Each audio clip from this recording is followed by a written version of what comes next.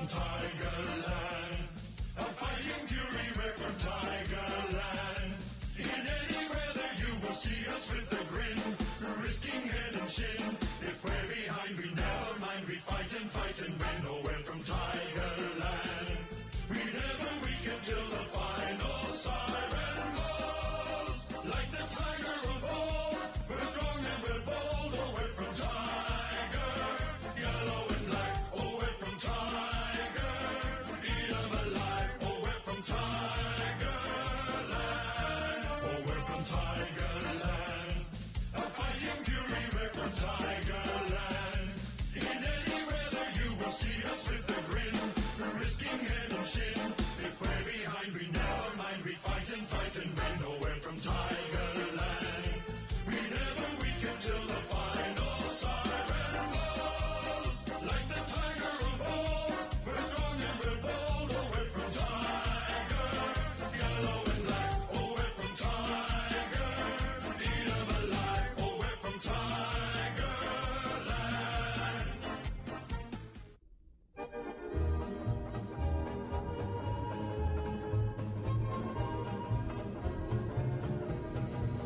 Oh, when the saints come marching in. Oh, when the saints come marching in. Oh, Lord, I wanna be in that number. When the saints come marching in. Oh, when the saints come marching in.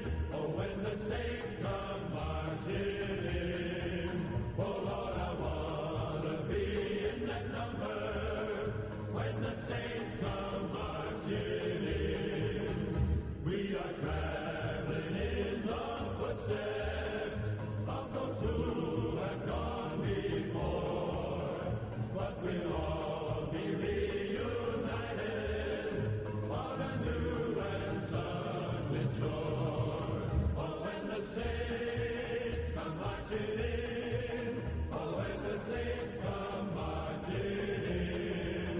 Oh, Lord, I wanna be in that number. When the saints come marching in. Some days in this world of trouble, he's the only one we need. But I'm waiting for that morning when the new world is revealed. Oh, when the saints come marching in. Oh, when the saints come marching in. Oh, Lord, I wanna be in that number.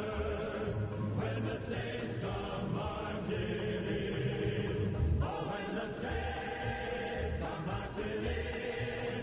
Oh, when the saints come marching in. Oh, Lord, I wanna be in that number. When the saints come marching in.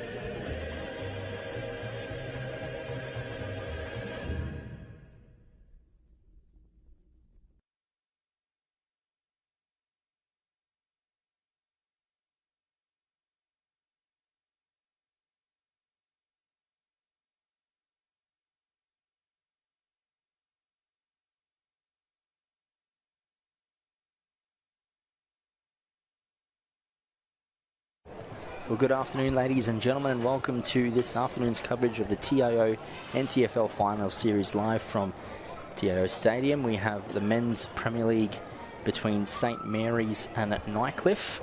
Coin toss there in the middle of the park. Let's see who wins that. Looks like St Mary's have won the toss there. My name is George Scoufezis, joined alongside in commentary by Will Zwar, and I guess if anything like last week between Tigers and Buffalo's game and this season between these two sides, it's going to be a cracking contest. Yeah, absolutely. Great to be here, George. And as you saw, Paredes won the coin toss there and will kick to the left of your screen, interestingly, given the right of screen is more traditionally the goal scoring end, and it's a pretty windy, blustery day here. It's been windy and blustery all week up here in the top end of town. But yeah, perhaps they think they can match it with Nightcliff early and then push away in the second and fourth quarters, but we'll see how we go. It should be a fantastic game, and just looking at results between these two games so far this year, it's been two fantastic clashes. In round 7, it was St Mary's who prevailed by 2 points after siren against the Tigers with a shot after siren. I think it might have been a Big Sam overall, and he's just sprayed it to one side and couldn't quite take home the chocolates. Meanwhile, in the round 15 clash, it was the Tigers who prevailed a reverse score.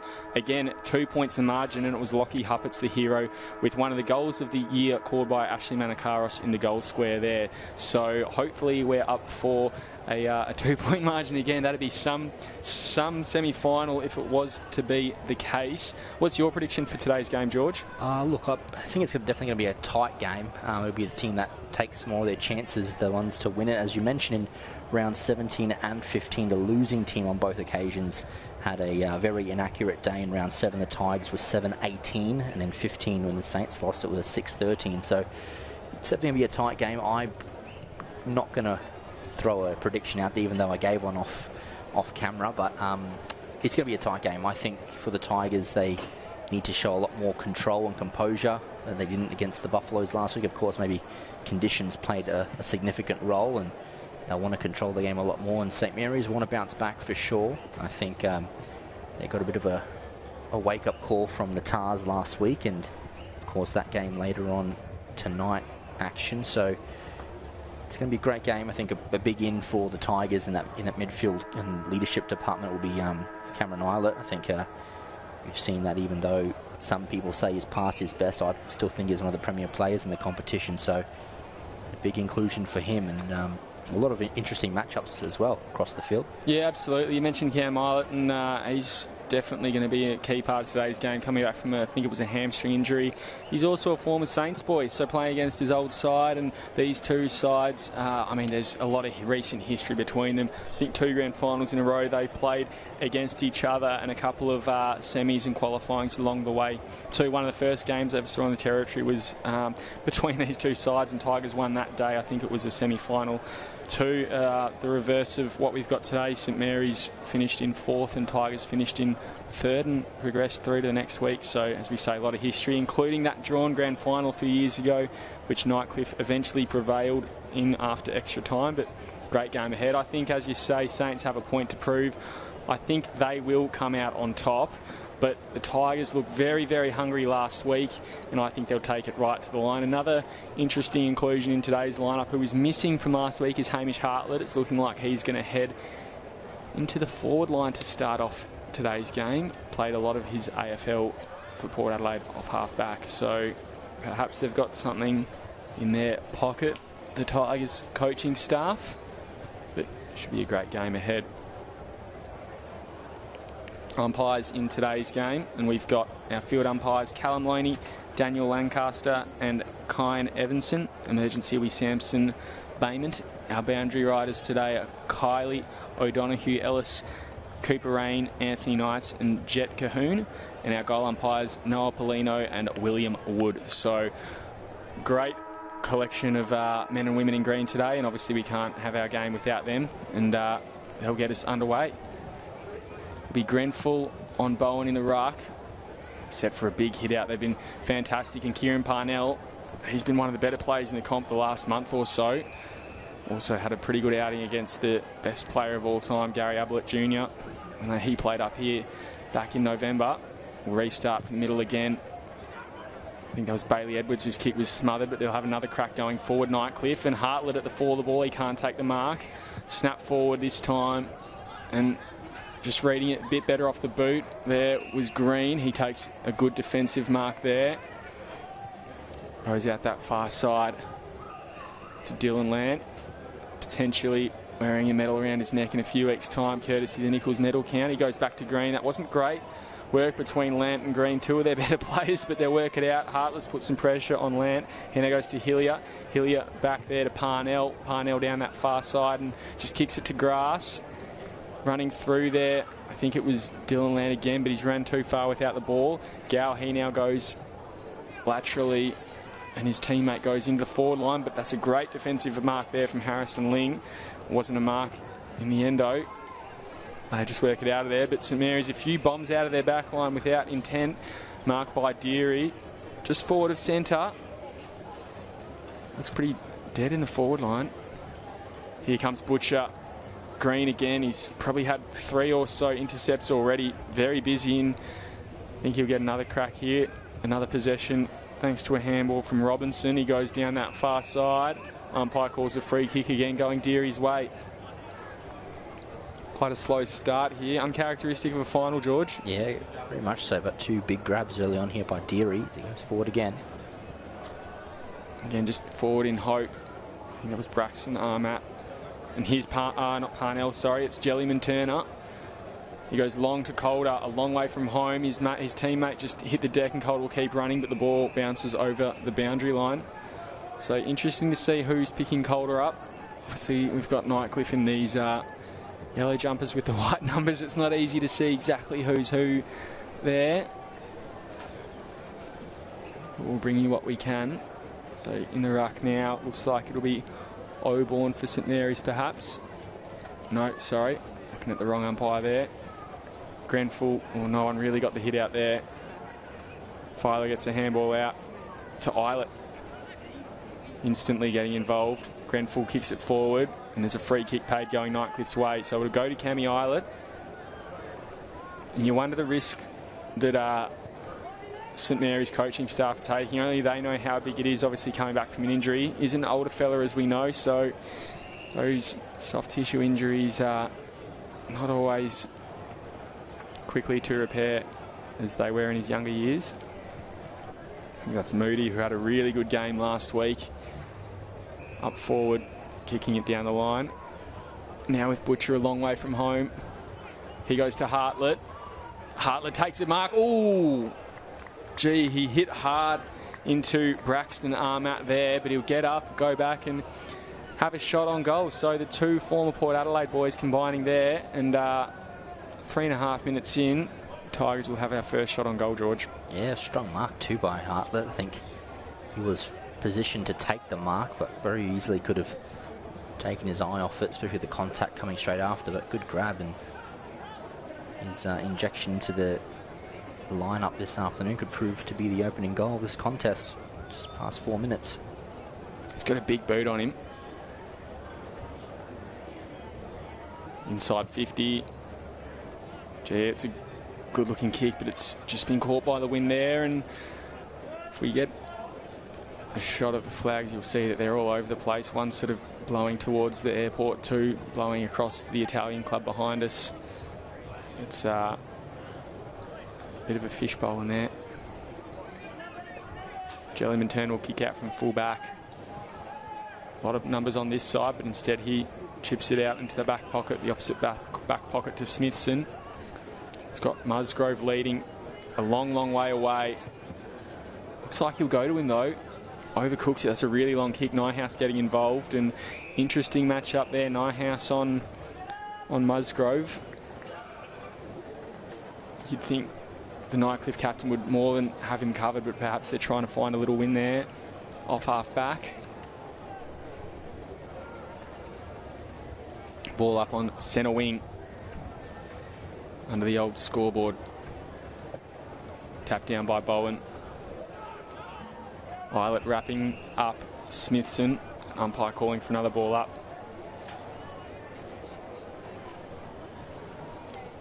Tapped down by Bowen, he takes it out. Good smother though. I think it was Paredes. He got it inboard there to Jack Lant. Jack Lant, he now goes to Calder. There's an extra loose back there in defence for the Tigers, and they'll win that one. Ball goes over the boundary line.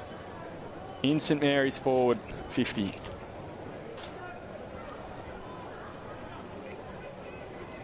So again, bit of a peculiar start to this one. No one really seeming to take the contest. Neither side has really put the game on their terms yet.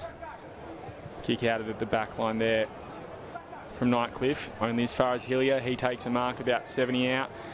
Got a lot of players in front of him. Where will he kick it? He just looks long to a 2-on-1. Calder's the one though. Try to use his body well, but that's a good defensive mark from Deary. Deary's had a couple of good scalps the past few weeks. He now goes out. Good work from St Mary's to keep it in there, but oh no, they've taken it over the boundary line. Young Xavier Vallejo there.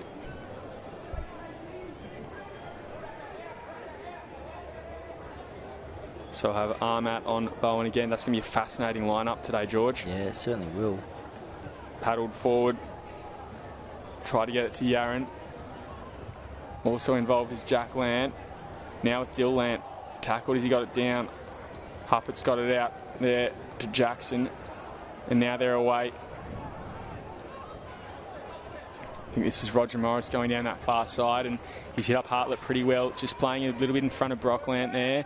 Now he goes down the line. Is it a mark? No. Yes, it is.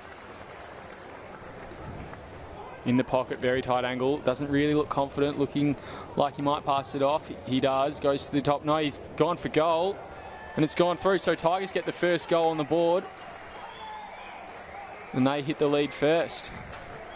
Yeah, great goal there by Jack Hammond. He took the mark and then sort of ran off the mark just to create that angle. You mentioned it earlier with the wind playing a role in this game, and just caressed it beautifully over all the Saints there. It was a good breakaway from defence, coast to coast as well from the Tigers. Solid movement, and again Hartlett playing a role in a score, and so promising signs early on for the Tigers. Yeah, Hartlett looking like he could be a point of difference today. Obviously, he wasn't in their side last week, but already with him there, their structure looks a lot different, and he might sort of play that high half-forward role where he doesn't really hit the scoreboard per se, but it's just a good weapon to hit up forwards and get some accuracy in that forward line. St Mary's go forward now, looking to rebound pretty strongly, and Paredes takes a mark at the bottom of the pack, just tells his teammates to calm down a bit. He'll be taking it from outside 50, probably beyond his range here, waiting for a lead from Calder. He's being very well defended there in the goal square. Finally gets a breakaway now. Paredes instead will bomb it long. Wynn's gotten underneath that one, and it's through for a behind. And suddenly, already, St Mary's forward line looking very one-dimensional. Calder already being double-teamed, but they're still sort of looking in his direction. They need to do something about that. Auburn potentially needs to play a bit of a smarter role, or maybe they use Jack Land at full forward. Tigers coming down this near side now. Rolling through, Politis just gets it long. Gow will run onto it. Butcher doing very well just to shepherd. Gow had his arm wrapped up, and now it's a one-on-one. Bit of a wrestle at air, and there's a hold against Butcher. Gee, that was pretty 50-50 there. It'll go to Green, who already, as we say, has started very well for the Saints too. Probably almost leading their touches at the moment. That's a great kick down the line. He's found Smithson. Smithson looks forward, and there's not a lot of movement. I think there's Auburn appealing for it. He ignores him and goes to Dylan Lant. Dylan Lant trying to get his body involved. That could be an interesting matchup as well. Paris on Lant. If that sticks today, we'll have a ball up on centre wing, just in front of the Nightcliff bench. And another one I've just seen in front of us as well, Parnell on Philo. Parnell, you'd say, has probably gotten the early cake there. Grenfell took it out of the ruck. Paredes works it forward also now with Hartung. The Nightcliff do a pretty good job of turning it over. Handball well out wide to Eilert. Yaron gets to him, puts some body pressure on. Works it down the line. Politis hit the deck but did enough. Jay Moody now takes it and snaps it forward. Goes for the hands of Gow. Gow has one to beat. Gets it back to Robinson, who was one of their better players last week. Now to Politis on the outside. He kicks it into the hot spot again. Butcher's got two to beat. Running back, he falls over. Green kept his feet. Very good work as well there from Cruiserberger, just to get in between. Give a bit of a 1%er. Green now running out of the defensive 50 down that far side. He'll go to Parnell all by himself, and he'll keep going. You'd think he does. Good work again from Auburn, getting between his teammate and the opposition. And Calder takes a one-handed mark in the forward pocket. Very, very well done by St Mary's. Coast to coast they've gone, and their spearhead will have a shot at goal. Their first real attempt after 10.5 minutes. Yeah, little play there from St Mary's, and I mentioned it earlier, if they are to be one-dimensional, but Calder does grab ones like that, and if he does score off this set shot as well. I'm sure they won't argue with that, but they'll definitely need more options going forward into this game, but not a bad set shot early on to test Jackson Calder. So Calder. Ooh, seemed like the wind held that up a little bit as it went through. Yeah, I think, look, if I was a coach, this would be one game I might be saying, we're going to take away your licence to have a shot at goal from anywhere today, because the wind's just going to have too much of an impact. We'd much rather you centre it, even if it's going to hit the ground and make it a 0-0 draw, than turn it over for just a solitary behind. Nightcliff have made a bit of a meal of that one. Luckily touched over the boundary line, but they've turned a possession into a ball up in that forward 50. And again, that's sort of almost what we're talking about there. St Mary's would be very happy with that. But yeah, maybe getting some of your smaller forwards around the drop of the ball is probably the way to go. Bowen gets a hit out down. Looked like it was taken by Lant and Shark forward. Again, rolled over the boundary line by Deary.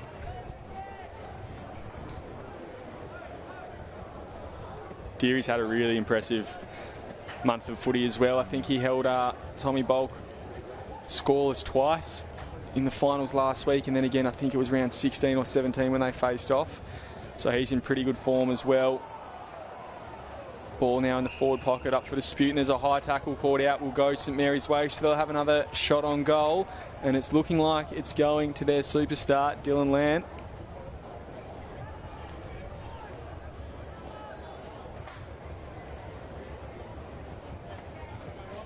I might leave this bloke with his licence to have a shot from wherever. I'll be pretty happy with him having a crack at goal from here. Yeah, about to say he's a classy player, and mentioned that he might also have some form of medallion before the big dance. Comes in now on his trusty left. That's a very good looking kick, and he's put it through. He escapes the commentator's curse as well. And St Mary's get their first goal on the board, in front for the first time today, 1-2-8. They lead Nightcliff 1-1-7. 13 and a half minutes gone through this first quarter here at TIO Stadium. Yeah, you know the Saints are looking to have a good afternoon when you can get Dylan Lant on scoreboard early. Perhaps slow-mo there might have looked like it was a free kick against Lant early on, but given the Saints' way, and star player makes no mistake.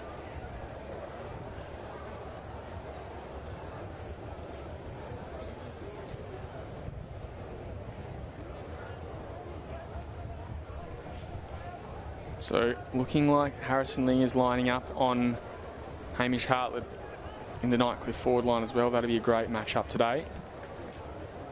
Matt gets a hit out in the middle of the ground. Eilert, the superstar, the veteran, the champion, he kicks it into the forward line. And Jay Moody, picking up where he left off last week, takes a good mark in the forward line. And Moody, what a story his season has been. I reckon he's played a large chunk of it, if not almost every game in the Premier League reserve side. And he was definitely one of their better players in their match last week, George. I think he might have only kicked 1 or 2 goals, but in a low-scoring game, fantastic effort and just did everything you want an offensive forward to do. That shot on goal a bit wide, so he's still looking for his first, but he levels the score early in this one at 1-2-8 apiece. Be Jellyman Turner again doing the kick-outs today. Comes out to this near side this time. Perhaps looking for Armat down the line. No, it's Oborn. Oh, Paredes, the little fella, went for a fly. Now comes out wide to Rinaldi. Rinaldi goes to centre half forward. On the forward flank, and Butcher's, in fact, it's Robertson's flying, and an errant kick has gone over the boundary line from Lockie Huppett's the hero a few weeks ago. Will be a free kick to Smithson. Not a lot being offered up forward. It's a hot day down there. Perhaps that's taking a toll already in this one. Much different game to last week.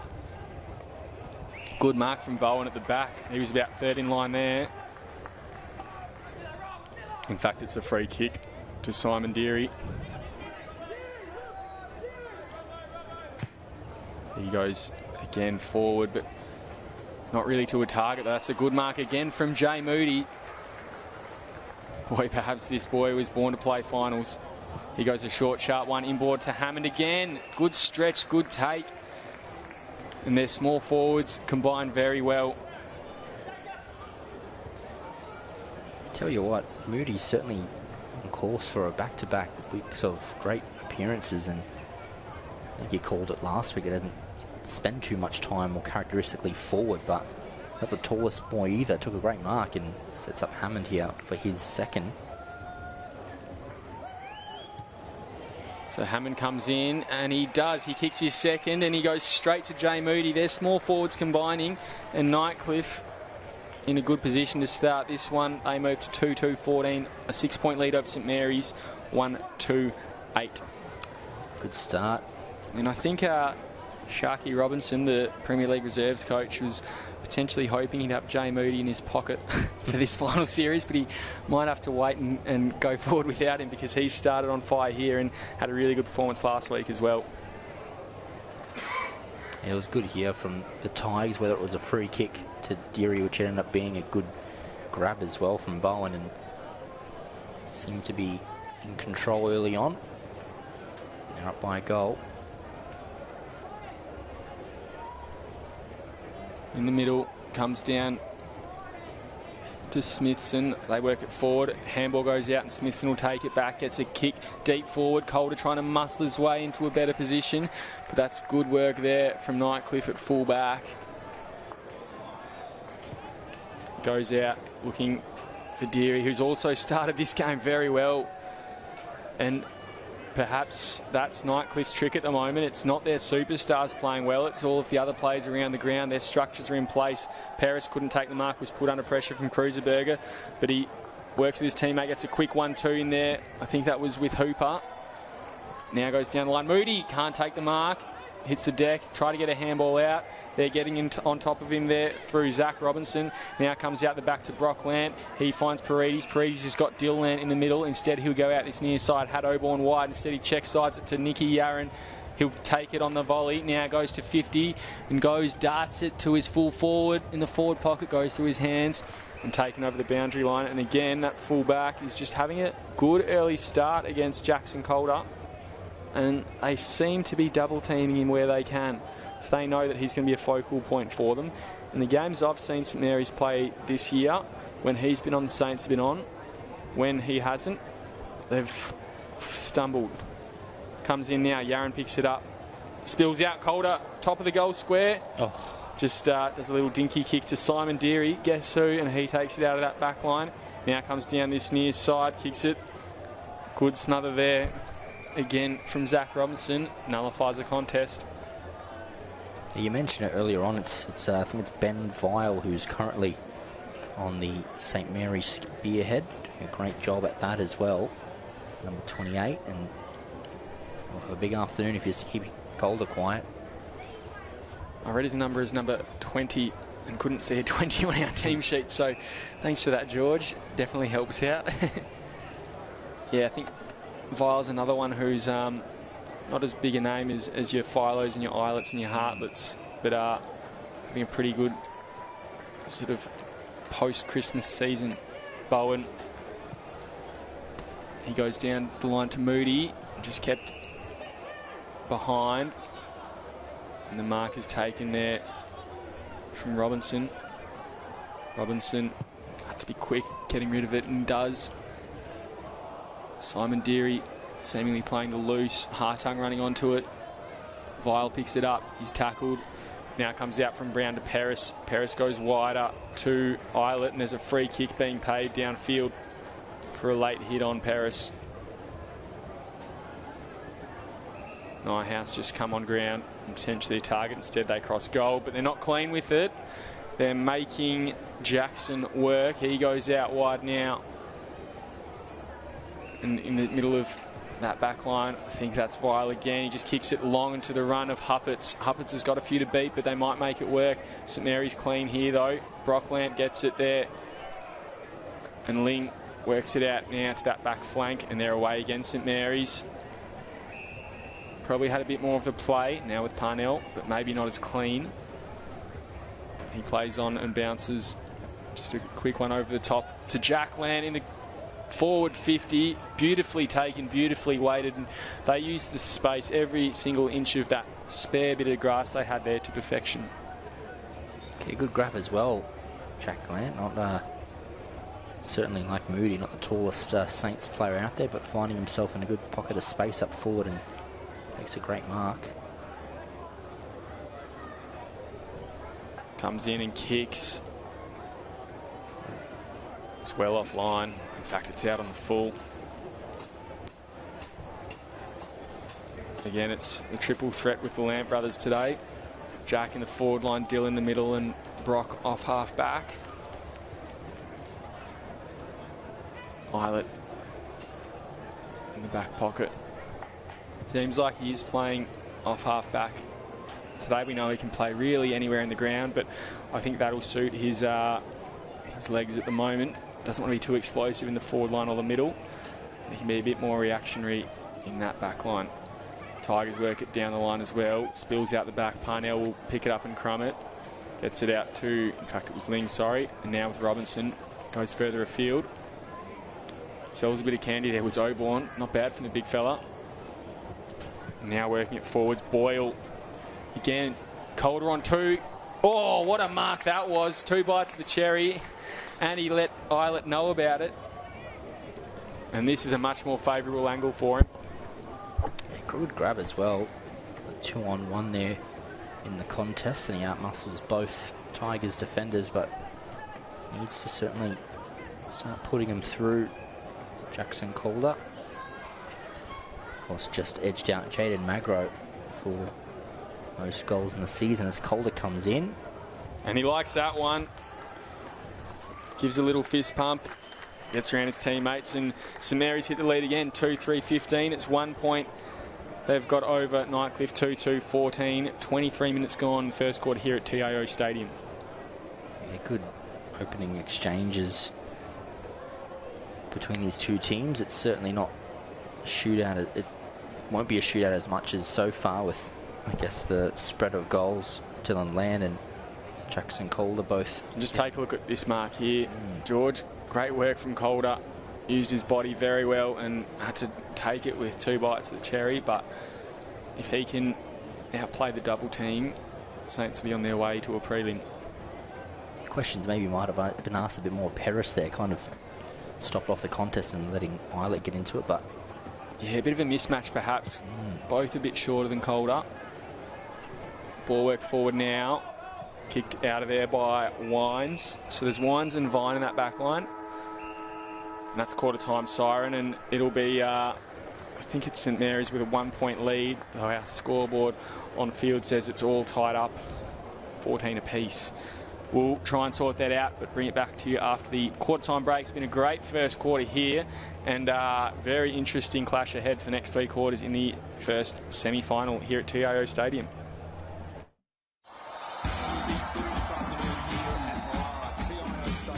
To the left of your radio they go. Wow, what a goal to start the game. Picked up by McCarr. Beautiful.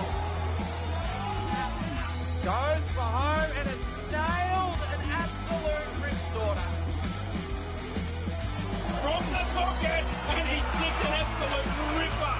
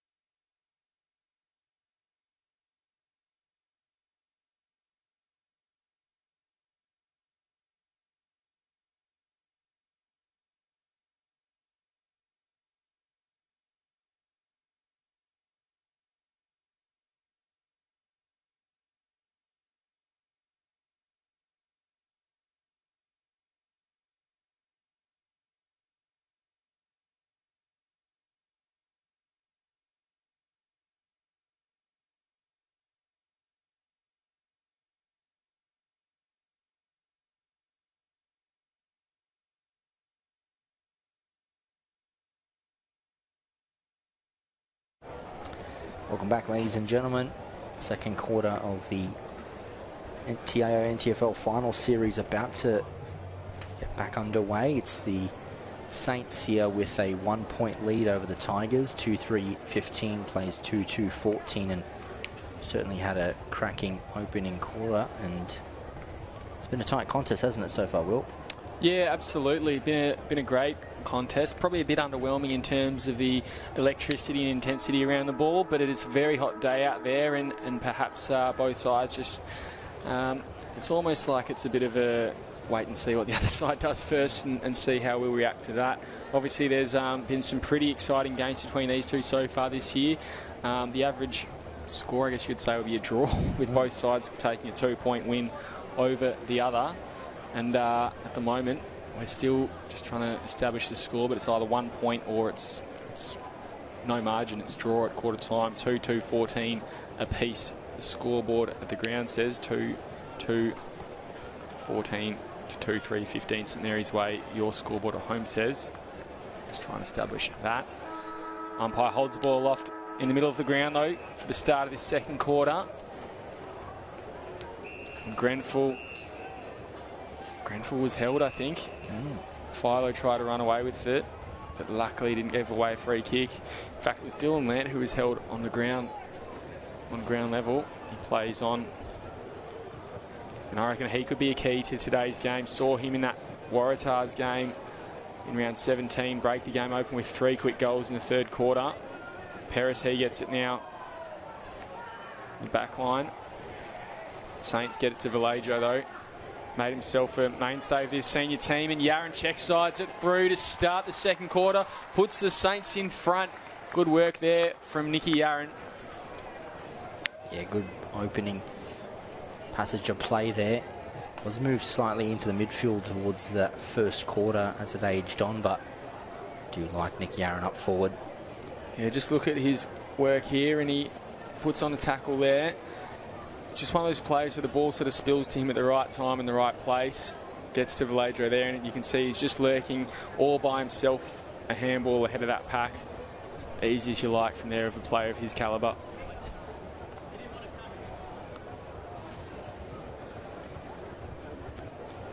Back in the middle.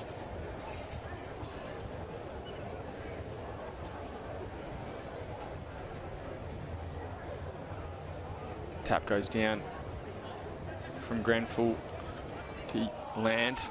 Lant offers a tackle there onto, I think it's Jackson, no, not Jackson Bowen, sorry, Bailey Edwards. We'll have another ball up just forward to centre. They've gained about a metre, the Tigers. Now comes to Jellyman Turner. Working it through there, and a big kick forward from Smithson. Picked up. In fact, this is Smithson at half forward here.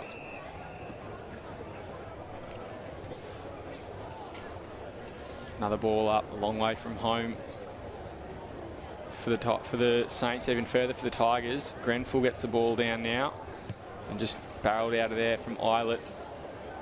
Robinson nullified the contest there, comes to Hartlett, and he kicks it to Butcher at full forward. Again, the two Port Adelaide boys combine, and John Butcher has read that beautifully. Green just kept in the wrong position, and Butcher will have a crack on goal. Good kick in there, forward for Butcher. We saw Calder have a shot from a similar position that first quarter. He sprayed it. I think it was to the near side from the look of it. Let's see how Butcher approaches this one in Nightcliff colours. He's very happy with that one. He's read it better, puts it through, and again reduces the score. Conviction in that one by Butcher as well, going for the drop punt there, and Eilert moved it forward. I think it might have been Hammond actually, opposed to Hartlett, who got it into the forward line. The 6 getting it forward, turning goal scorer to provider, and good grab then by Butcher, out muscling his man in Matthew Green, and Green's been good too so far early on, the Saints defender, but beaten in that exchange. Yeah, just caught on the wrong side of the body there, and Butcher obviously perhaps noticed that there's a bit of wind out there today. held his charges a bit and sort of run back with the flight. Almost could have played on, but decided to go back and have the shot. Grenfell gets a kick out there from the hit out. Vallejo pops it up. Tackle there was Parnell. Bowen, he takes it now. Gets it, I think it's out to Politis now to Philo. Philo goes inside 50. Butcher lurking again, gets a handball through. That time it was Hartlett. Now Robinson on the ground. They trying to work it out there.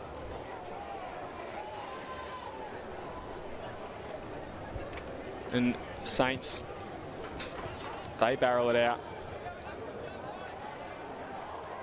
Jai Hartung putting some pressure on Nyhouse, just hacked it off the deck. Now Grenfell, he takes it, chips it over the top, looking for the run of Yarran, but Eilert read it best and takes a kick, running back with the flight. He now goes out wide there to Moo. I think that's the first time we've called Moo today. Goes back to Deary, who had a really good first quarter, and just looking at the stats which have come up, he had 7 in that first quarter, which was the most of all players on the ground. So he's really made his impact felt. Lant, he gets a handball out there, and Saints again working it forward, but it's Deary all by himself. This will be number 9 for him. Unsure where to go though.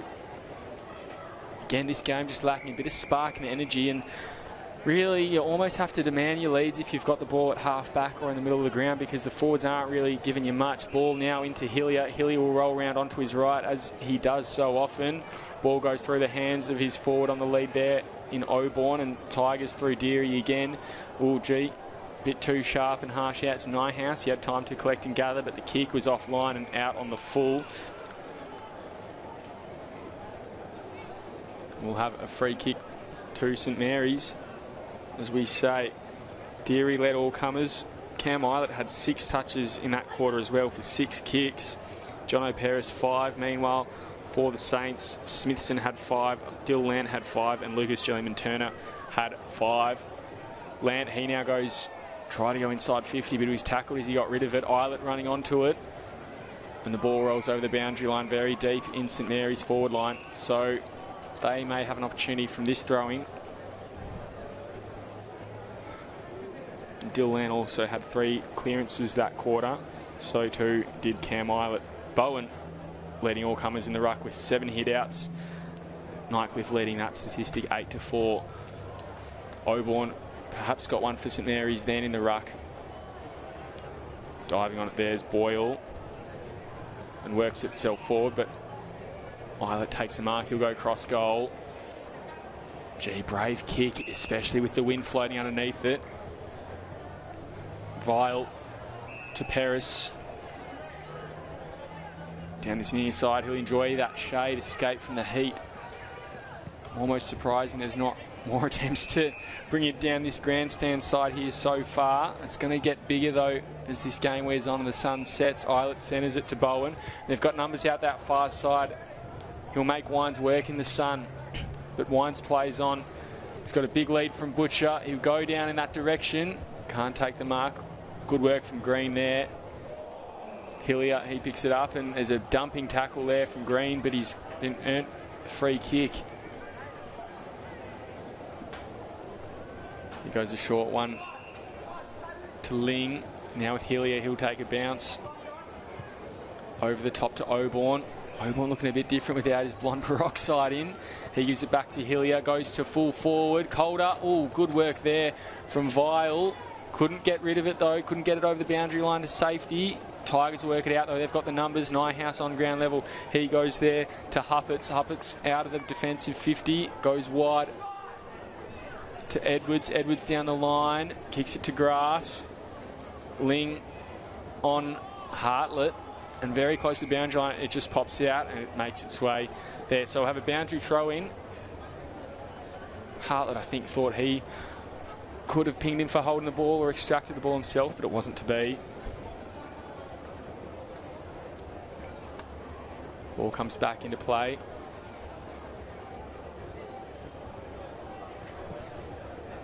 Wheels around, mark taken there from Brockland. front of that old scoreboard. Deary flew, couldn't take the mark. Paddled forward. Here's Dylan Lant now. He takes a bounce. He's away. Approaches 50. Gee, that's a shocker along the ground. Made Calder really work for it. And instead, getting involved there was Rinaldi. He gets it back there to Paris. Beautiful kicking style. Hits up his target perfectly. And Hupperts goes backwards to Wines. He now finds Roger Morris. A short, sharp one. Just finding the easy targets here, Nightcliff. Saints seemingly happy to let them do so. Finds Paulides now, who we saw leading there from the commentary box about 5 seconds before they kicked it to him. He now goes wide to Aiden Robinson in the wing, and they've made him work too close to the boundary line. It's taken over. We'll have a boundary throw in on centre wing.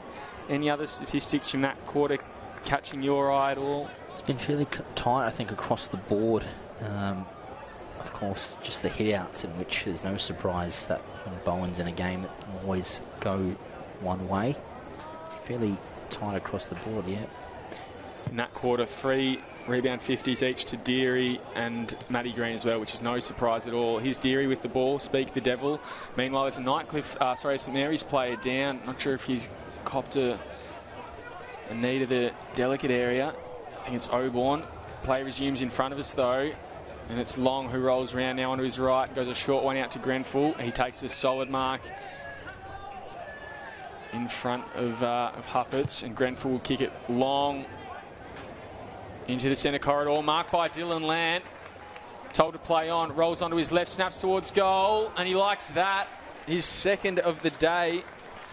And Dylan Lant puts them 13 points up, and Luke Oborn, that player, just comes to the bench now, and I think he might have just copped a bit of an errant knee to a delicate spot. Great work though. Look here from Long, just spotted out the big fella in Grenfell pretty easily. Grenfell here just kicks it. Lant had the awareness and the pace and the agility to just take it and go. Not sure if there really was a touch involved, but he wasn't going to argue. He was going to get on with the job at hand and snap it through. And already he's got 2. So he's proving to be a big factor in this one.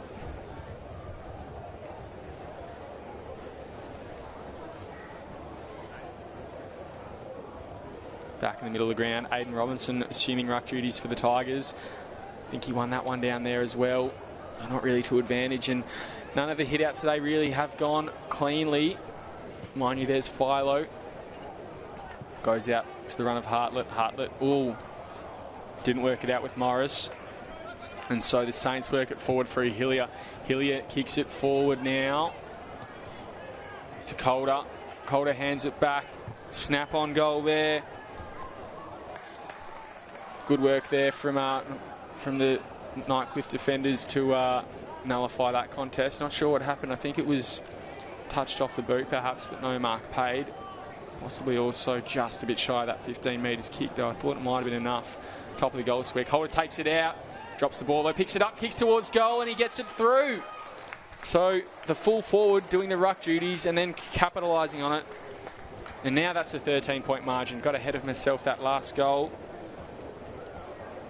Yeah, plucked it out of the sky there. Full forward turn ruckman there, Jackson Calder. Good bit of play as well. St Mary's getting it forward, and it's been a hot zone, certainly this quarter so far. Almost 13 minutes gone. A lot of the play has been in the Saints forward half, and a bit of chaotic attempt to get there. Maybe just shy of the 15. Good grab out of there by Musgrove though. Ends up in a Jackson Calder goal, and it's St Mary's. It's the biggest lead of the afternoon so far. So Calder with 2. I don't think he'd mind that, or Chopper Vallejo either, given the attention they're giving him. He's not playing at full forward anymore either. Looks like Dill Lant's gone there for a bit of a spell. Kicked out of the middle there though. I think it was Paredes or perhaps Yaron. Now at half forward, a short, sharp one inboard to Jack Lant. He rolls around, tries to evade his opponent, comes back now, and a snap-on goal there. Saints like it. 3 in a row they've kicked. And that one, I think, has gone to Jay Boyle. Great work there out of the middle. bang, bang, bang, they've gone, and suddenly 19 points they lead by. 6-3-39 against Nightcliff, 3-2-20, 13.5 minutes through. Just look at this as well. In fact, it's Jai Hartung with a short, sharp one into Lant. Lant very lucky there, almost went his 360 degrees, gets it back to Boyle. Just sensed the moment, sensed the pressure, and has gone on goal. Ryan Nyhouse was never going to jump high enough to spoil that, was he? Very quickly, it's coming out to nearly a 20-point lead, and almost double their score, and a slight concern perhaps for the Tigers. Well, Saints have kicked 4 goals this quarter already. And the free kick in the middle, perhaps there's going to be more. It's Oborn who just kicks it long and high. Colt is reading it very well at the fall of it. Drew a defender as well, so Boyle had an opportunity by himself, but it's picked up now, run in. Guess who? Dylan Lant. He gets his 3rd of the first half, and he's already having a great day. 25 points. Suddenly St Mary's are getting a stranglehold on this game. Breaking it open, aren't they? It's that man there. Answers will be revealed whether he's been the best all season, but certainly this afternoon is one of the stars. They're calling for the ball, demanding for it, takes it in the one hand, and that's a star finish there. In games like this where it is a bit hotter, and in context as well, it's hotter compared to probably the last 3 or 4 games they would have played. It's just a matter of keeping your feet, keeping your wits about you, and not letting the heat get the better of you.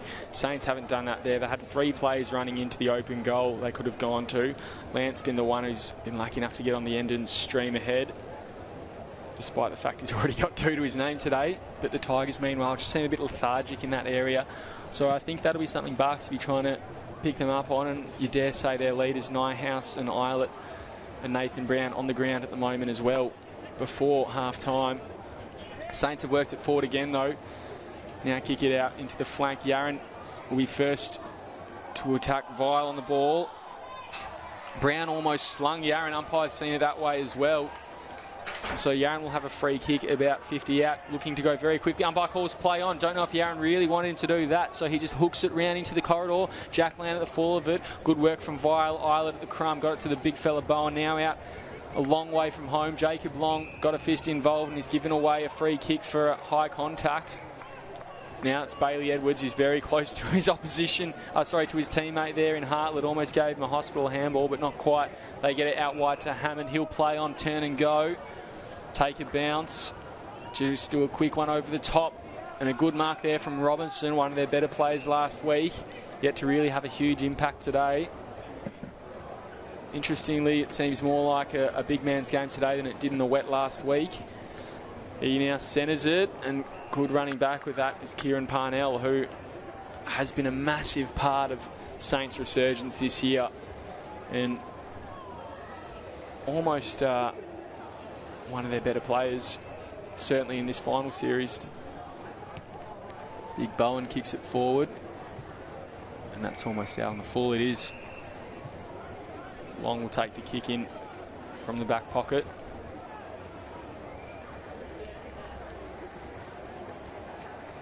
Goes inboard to Parnell.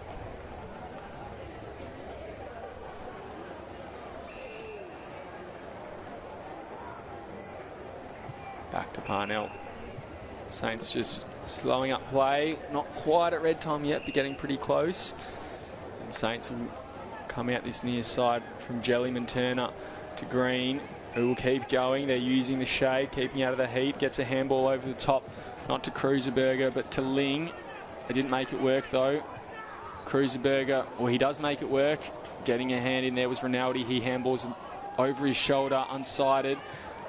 Smithson somehow got his hand and the ball to his boot, bounced over the top of Lant, running back there. I think that might have been Moody doing some defensive work, and Politis just couldn't keep the ball on his side of the line, and it'll be a boundary throw in about 60 out from St Mary's goals.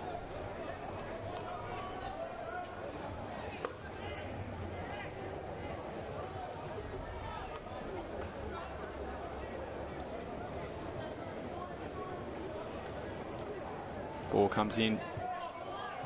Very short one. I think they've got to redo the boundary throw in there, or is it a free kick? Be a free kick against St Mary's. He's pretty unlucky there.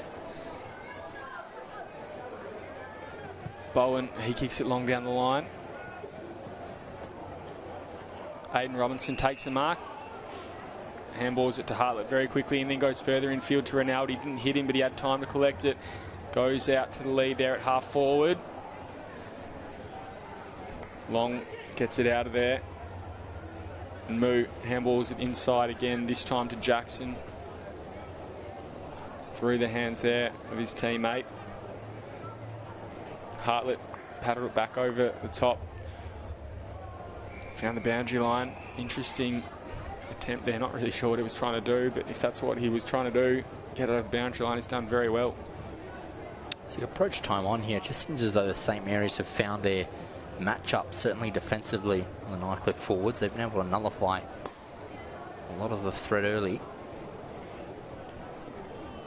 Big strong tackle there on Hammond from Parnell.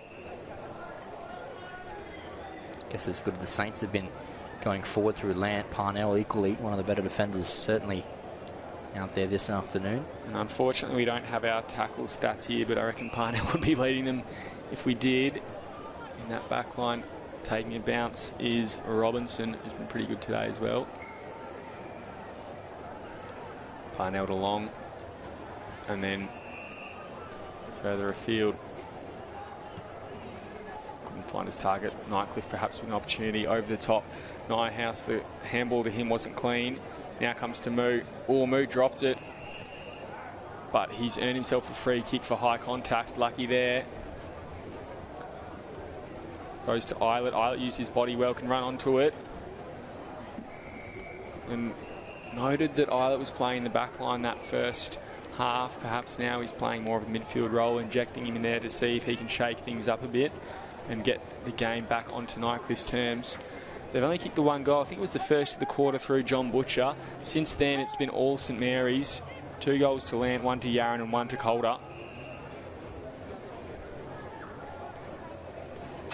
Yeah, St. Mary's have kind of hit their green machine groove at the moment. In fact, it's 5 goals. It's Jay Boyle has also kicked 1. Great snap from 50. Paddle down low. Here's Philo. He just snaps it forward. Maybe he can provide a spark for them. John Butcher hits the deck there, and the umpire from the long way away has paid a free kick for a hold on him, and that was probably there as well, that one. Almost mown down without any intent to stop the ball.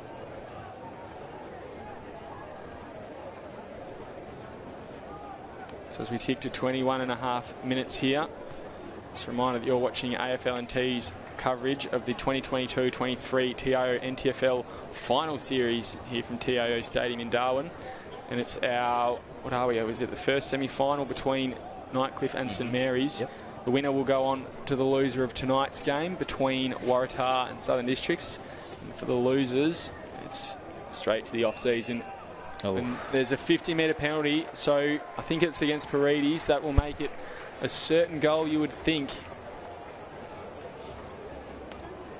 So as we tick past the 22-minute mark here in the second quarter, it may look like the Tigers get the first and the last of the quarter.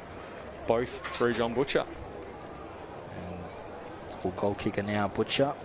Had a couple last week as well. Some important goals when they needed to be counted, and perhaps just want to stem the flow. Things aren't at crisis stations just yet, but if you just take a look at this as well, yeah, definitely a hold there from Matty Green, almost before the ball was even in their vicinity. And didn't see what the 50-metre penalty was there for, but looks like it was against Paredes. Perhaps he encroached on the mark. There's Big Bowen taking a rest on the bench there. As we saw, he had 8 hit-outs in that quarter alone. Sorry, 7 hit-outs in that quarter against the Saints, who had just a 4 for the total team. Back in the middle now, and Big Grenfell will get the hit-out. Paredes gets it to Hillier. Hillier will kick it very, very wide. Lant should get to it. He does. Bounced up perfectly to him. And then just kicks a high, dinky one. Low Jellyman Turner. Oh, big collision there with Eilert. Lant just goes to him and says, sorry about that. Because he had 3 to beat there, and Eilert came in hard. great commitment from Jellyman Turner. He might have seen Eilert approaching and almost back off in sort of respect, but great challenge from both players. Let's take a look at this this clash Bang. That's Bravey running back with a flight from Jellyman Turner. Grenfell gets the ball down now. Wrapped up there by Edwards. Now to Grenfell. Try to kick it forward. I think he almost kicked it into his own chin there. And Bailey Edwards is almost lifted up the ground and wrapped up there by Grenfell and Kruiserberger. Grenfell just muscles himself through, but the ball went down to Robinson. Pinged for a throw. So it'll be Grenfell's way. Perhaps there's time for them left. 24 minutes gone in this one to get another score here. They kick it long and deep, though Deary will gobble that up. And he does, and he's just slung aside by Auburn. And that's a 50, and again, it's a... Well, no, it's not a 50. I think the umpire's just giving him a bit of a chat too.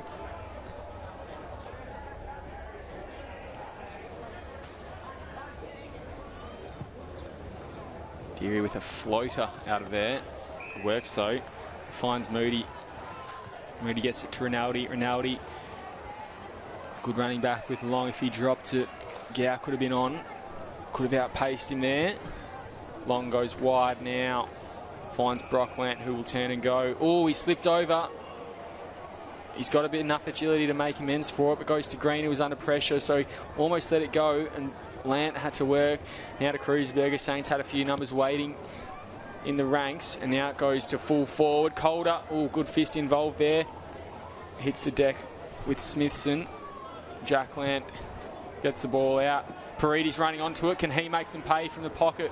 Takes it, rolls around, kicks it backwards to Calder, who's worked himself into a really good position there and just had the agility and fitness and pace to buy himself some space. And it'll be Cam Eilert on the mark. Great play there from Calder, seeing all the congestion deep in the forward pocket and just making some space for himself. So if Parides was able to put his head up, which he did, he's able to find the forward. And there goes the siren for half-time as Calder has 2 for the afternoon. Looking to add that goal back, which the Tigers just kicked. Comes in and he kicks his third, his second of that second quarter. And more importantly, puts St Mary's up by 25 points. It's 8-3. 51. St Mary's v Nightcliff. 4-2-26 at half-time. Lant and Calder with 3 each their name. Nicky Aaron and Jay Boyle with singles to the Green Machine. Meanwhile for Nightcliff, it's 2 each to John Butcher, both in that quarter, and to Jack Hammond, both his goals in that first quarter. Who do you see as some of the better players in that one, George? Yeah, I've liked Kieran Parnell for the Saints off the back line. A little bit of a quieter quarter, I do say that, but that's in contrast as Dill Lant has been great as well. Jellyman Turner good off the back line. Zachary Robinson steady as well. And so many other contributors for the Saints. And I guess for the red and black, they've been serviceable as well too. I've liked the work in there from, I guess, Brodie Philo. He's tried his best despite the conditions, and so is Cam Eilert in his return back for the Tigers as we head into the half now. Bit of a break, and we'll be with you shortly for the third quarter. Involved in footy, and she was instrumental in St Mary's win last week. Let's see what she can do with this one. Noted goal kicker as well, and she's landed that one. So the first on the board, St Mary's. They had to work hard for it, but under enormous pressure, the Waratahs defenders. Her football, O'Brien, and she should get Tars on the board with their first major for the game. A quick reply to St Mary's goal at the 8-minute mark of the first quarter. They wasn't happy with that. Probably not the best delivery into Gunderson. Good pick up there by Long. Danielle Ponta right in front of goals, and she's got St Mary's second. So she dropped the sitter in the goal square, but she redeems herself and gets the second on the board. So back is O'Shea with their experience. I thought that was front-on contact there by Forshaw, but the umpire let it go. There's Singh, and she's got it. Aggie Singh, what a goal. What a talent. Drives it into the forward 50. Here's Jenna Singh hanging around. Celebrate gives it to her as well. She paddles it forward. Taken head high, and the umpire, I think, has paid that to Laura Smith, but the goal counts, so paying advantage, and Waratahs have the first goal on the board to start the second quarter, Liz. That's a good kick she can play on as well. She's a noted goal kicker, but that heavy ball couldn't really penetrate towards the goal. Singh go for a second, and she has. Waratahs get the first goal of the third quarter. So Aggie Singh just showing her X factor there and how dangerous she is around goal. this one, that's Smith. She's picked it up. Celebrities come on. Jenna Singh off the ground. Any other time that would have bounced through the goals, but it stays in the lake in the goal square. Singh again, and she's got her third. Wow. Waratahs have the second of this quarter, and Jenna Singh just dynamic. And we said at the start of the game, perfect conditions for her, and there we go, three goals. Just on her measure, I feel, but good kick into the Armstrong. So she takes the mark. Kick this through for a goal. And she just sneaks it and made the goal umpire do some work, but she's got her first of the afternoon. She plays on. Billy plays on quickly. Emma Stark picking up, getting the quick hands out to Hannah Fosbrook. She gets it to Caitlin Armstrong, and she puts it on the boot for her second goal. So 2 goals in a minute for St Mary's, getting them right back in this game after Waratah have dominated for the last half an hour or so. Point makes it 6 points the difference. So what can Hunt do? So there she goes, and she just pops it through. She's got the goal. Waratahs have the very, very important goal, the first goal of this last quarter. Determination out there and leading. So celebrate. Here's these two again. They've gone at it, and there's the siren. So the winners, Waratah.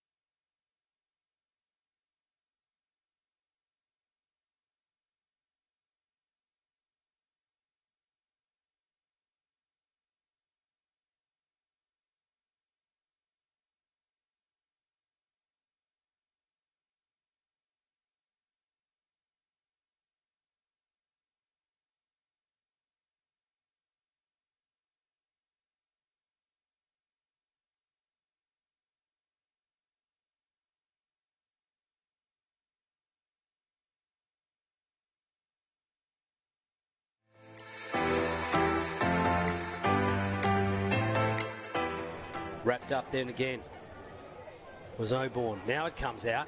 Hurried left foot kick is a snap, and it looks pretty good. Everyone's happy with that from Waratahs. Jake McCreary, I think it was, Ash. And to Carroll. Carroll has at least one option, ignores him, and then instead goes for the better one, and that better option is William Collis. Collis just plays on. Left-footed goal, bouncing through, coast to coast, the red and whites go.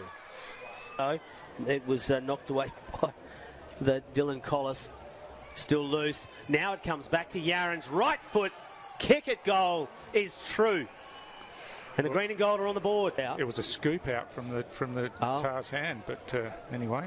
As Carroll just swings it around and the skipper kicks a goal.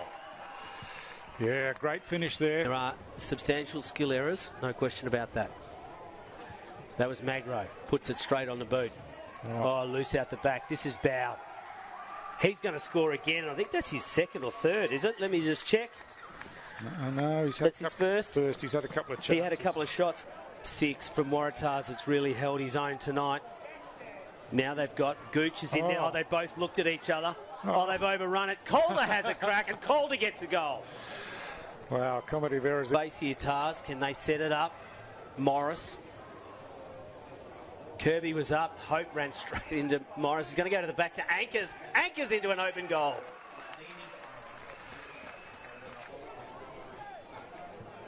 Magro comes in, left foot. Looks pretty good off the boot. What he is given time through a very good Shepherd. Oh, coming in was Musgrove. Musgrove, inside out, kick at goal. I think he's is accurate. He has got it. Collis and Yaren. Now it's out. Collis picks it out, picks it up, and then handballs it forward. Carroll. Yeah. Now he gives it off to his running teammate in Scotty Carlin. And Carlin, if the game wasn't over before, he just put another nail in the coffin. Phil just gets it, kicks it, looking for Calder. Oh, yeah. 2 bites, gets a grab. He's 65 out, Calder. On the lead and takes the mark. Dylan Land. They got there in the end as Dylan Land comes in. He's going to kick from 40 metres out. Stabs at it a little, but it's enough. Goals for the night so far, and the distance won't be a problem, No. and neither will the accuracy as he thumps that through. And Waratahgo marching on to the second semi-final next week, and a really impressive performance by their match.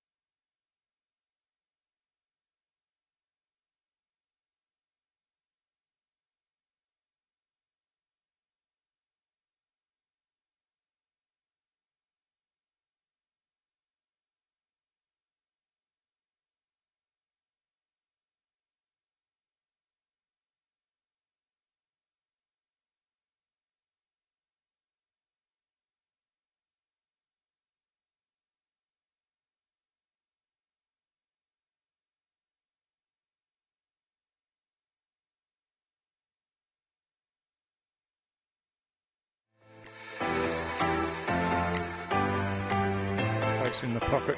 Wassimo's first there for Darwin. She gets tackled and manages to get her boot to the ball. Oh, the ball slips through the hands there. Kylie Duggan has a quick kick across the face of goal, but well read out there and well marked by Bianca Stokes. The Darwin Buffett's the younger sister of the men's coach, Cami Stokes. She's put that straight through for the first goal of the game, and all her teammates run to get around her. And now they're just looking to spread, but just misses the target, and Roberts comes in, gets the hand pass to Lewis. Lewis kicks long towards goal. It goes over the top of the players there and straight through. Bianca Stokes celebrates as the ball dribbles through for another goal. Boot, she's got such a penetrating kick, she'll kick it over the top for a goal. Freya Pearce up high in the ruck contest brought it down, and now Fomikong was being held by the jumper there, and it was pretty plain to see, and she'll go back and take the free kick. So Fomikong kicks. This one's going right to the goal line. It's going over, I think, and all the way through, and her teammates come around to celebrate with her, and it's been a while between drinks, but Fomikong breaks the ice and gets another goal on the board for Darwin. To the face stings. Kat Simmons winning that ruck tap. Looking for Wardy again. She's held off the ball but manages to get a boot off the ground. And another boot off the ground by Nightcliff. DJ Greenoff runs out and picks it up, turns around, throws it on the boot, and she's kicked Nightcliff's first goal of the game here at the 13-minute mark of the final quarter. Well done, DJ. Look to be coming here, but will they have enough time as the ball up happens? No one goes for the ruck contest, and there's a holding free kick. It's going to go Nightcliff's way once right again. In front of goal. Yeah. Lines up for a goal from directly in front. Kicks on the way now. It looks good. It's gone straight through the middle, and teammates come running and they celebrate. This is her, and a strong body contest again as the ball's caught in underneath, and the siren goes to end the game. So it was an exciting finish. Nightcliff were coming, but just ran out of time. Couldn't get those goals on the board early to really give themselves a shot at it. But full marks to them for the way that they battled the game out. And Darwin, of course, stay alive, go on into next week.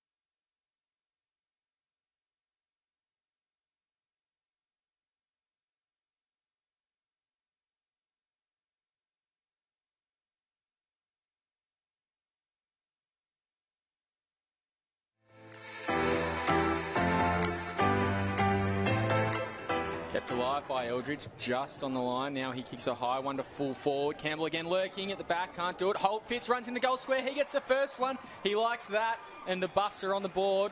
1 goal, 1-7. They lead the Tigers yet to score. 2 full forward, I should say. Didn't quite hit Butcher there. Hooper at the fall of it, though. He'll snap around the corner, and the Tigers are on the board as well. They trail by 1. Hooper gets there first. So ball comes in, tap down from Bowen.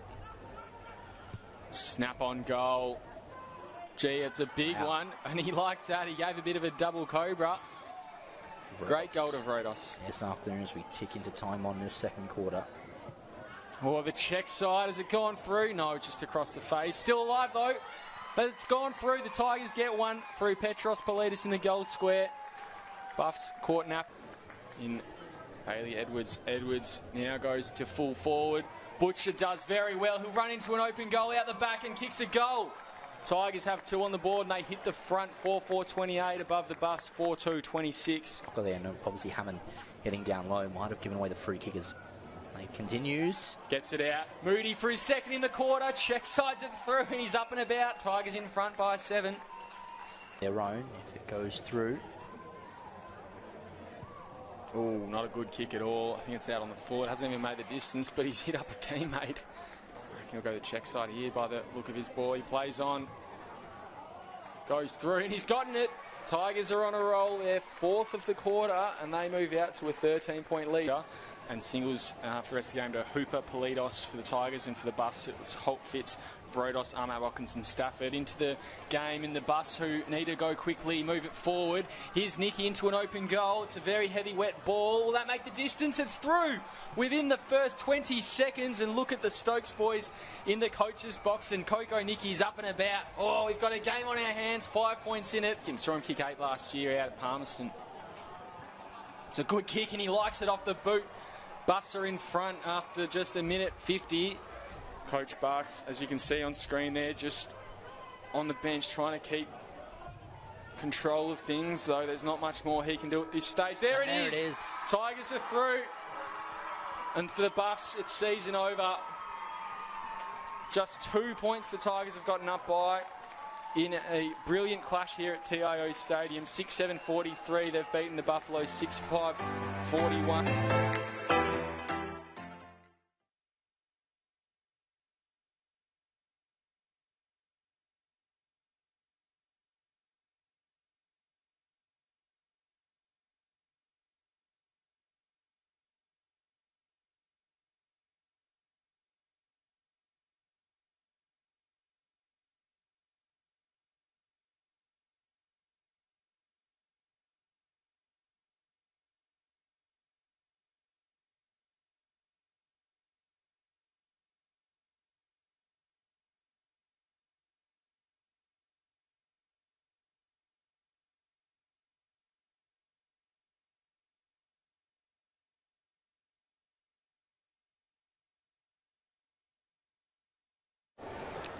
Welcome back, ladies and gentlemen. Third quarter of the final series, the Men's Premier League TIO NTFL 22-23 season.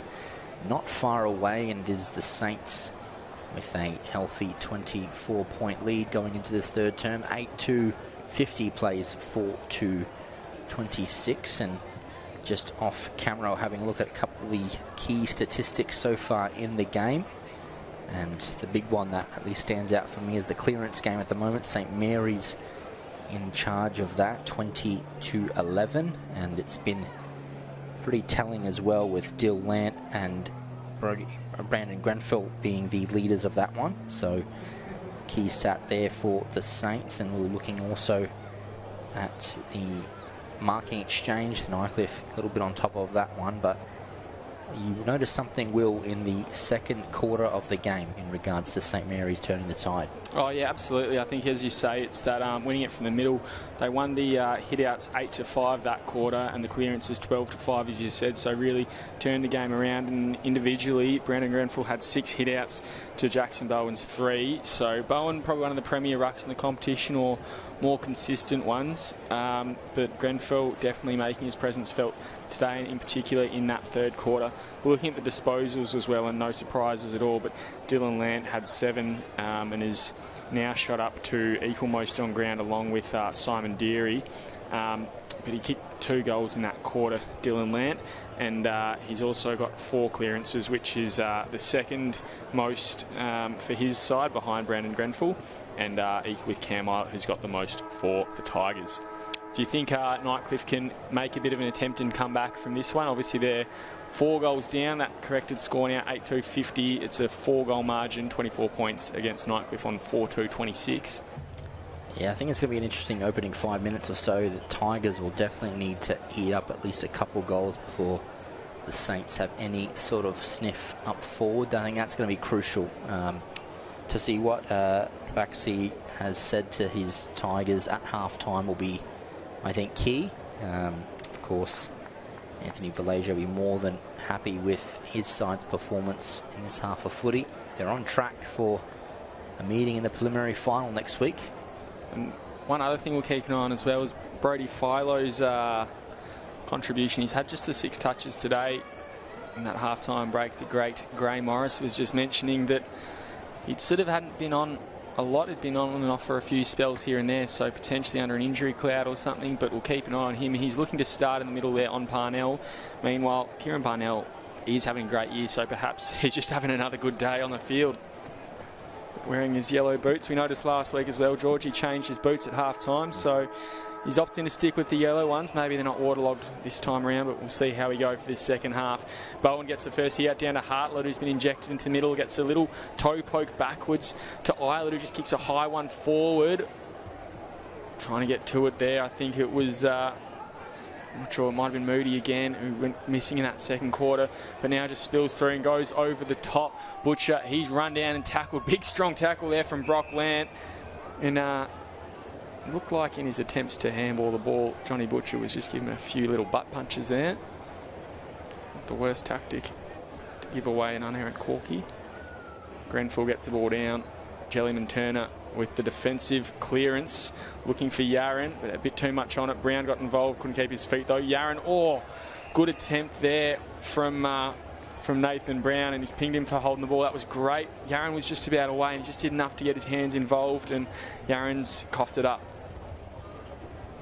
Brown looking down the line to see what he can do. Goes long to Butcher. Running back with the flight there. I think that might have been Moody again. And Saints clear it again. They're playing a bit of kick to kick. And again, it's Luke Wines. He goes inboard to Bowen. Bowen now to half forward. Very well taken there. I think it might be Rinaldi, who had a really good second quarter there. Picked up 7 touches, the most for the Tigers. And he's now on 11. Turned over at half back. Hillier, he works it out of the back line. Again, at the fall of it was Brown. Probably didn't attack as hard as he could have, and it rolls over the boundary line. Yes, it does. So the pace of the game is picked up ever so slightly, George, but again, no one can really break through that midfield and get it beyond half forward or half back. No, not just yet. I think the Tigers will want to break that as well early on and get Jackson Bowen back into the hit-out advantage as the Saints come away. Now goes down the line, Nyhouse running back with it. Just played a bit smarter there than Musgrove. Now gets it to the run of Brown. He kept going. The handball goes forward.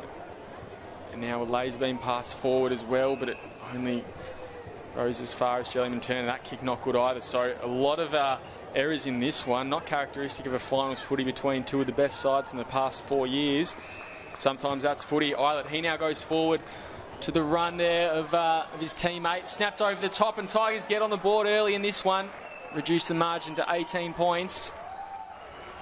I think that might be Daniel Jackson. Great kick there from Cam Eilert. We'll take a look at this. So Rinaldi just in the middle of the ground, paddles it forward to Paris. Good skills to get it out there to Eilert. And Eilert just threaded the needle here. Saw the players running back. And in fact, it was Bailey Edwards, sorry. So Bailey Edwards has taken it, rolled around, snapped over the top. Important opening goal there for the Tigers. They did say they needed the first couple of this quarter just to get some of that momentum back. But Bright start for yellow and black. Bowen got the hit out there.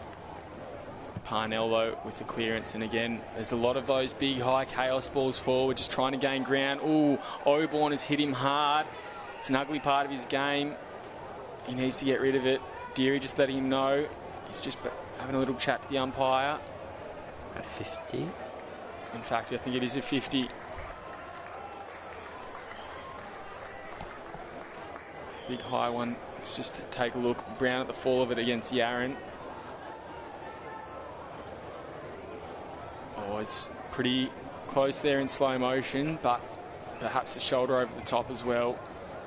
Not necessary. Ooh, drilling ball, that one. And another heavy one, that time going from long on Moody. Moody plays on, kicks towards goal, a high one as the wind picked it up. Not really. It's gone through the big sticks, so the Tigers with the first two in this quarter, they reduced the margin in half already within the first 5 minutes of this quarter, and perhaps we do have the game on our hands. We know that these two love playing the tight ones. A drawn grand final a few years ago, and this year just 2 points either way. Now sitting at a 2-goal margin. Good play there from Moody as well, making him atoning for his earlier mishap in front of goal, and that's a good finish there. Straight off the boot, kind of knew it was going through, and just the start I mentioned the Tigers needed. The first couple, 5 minutes gone, down to a 12-point deficit.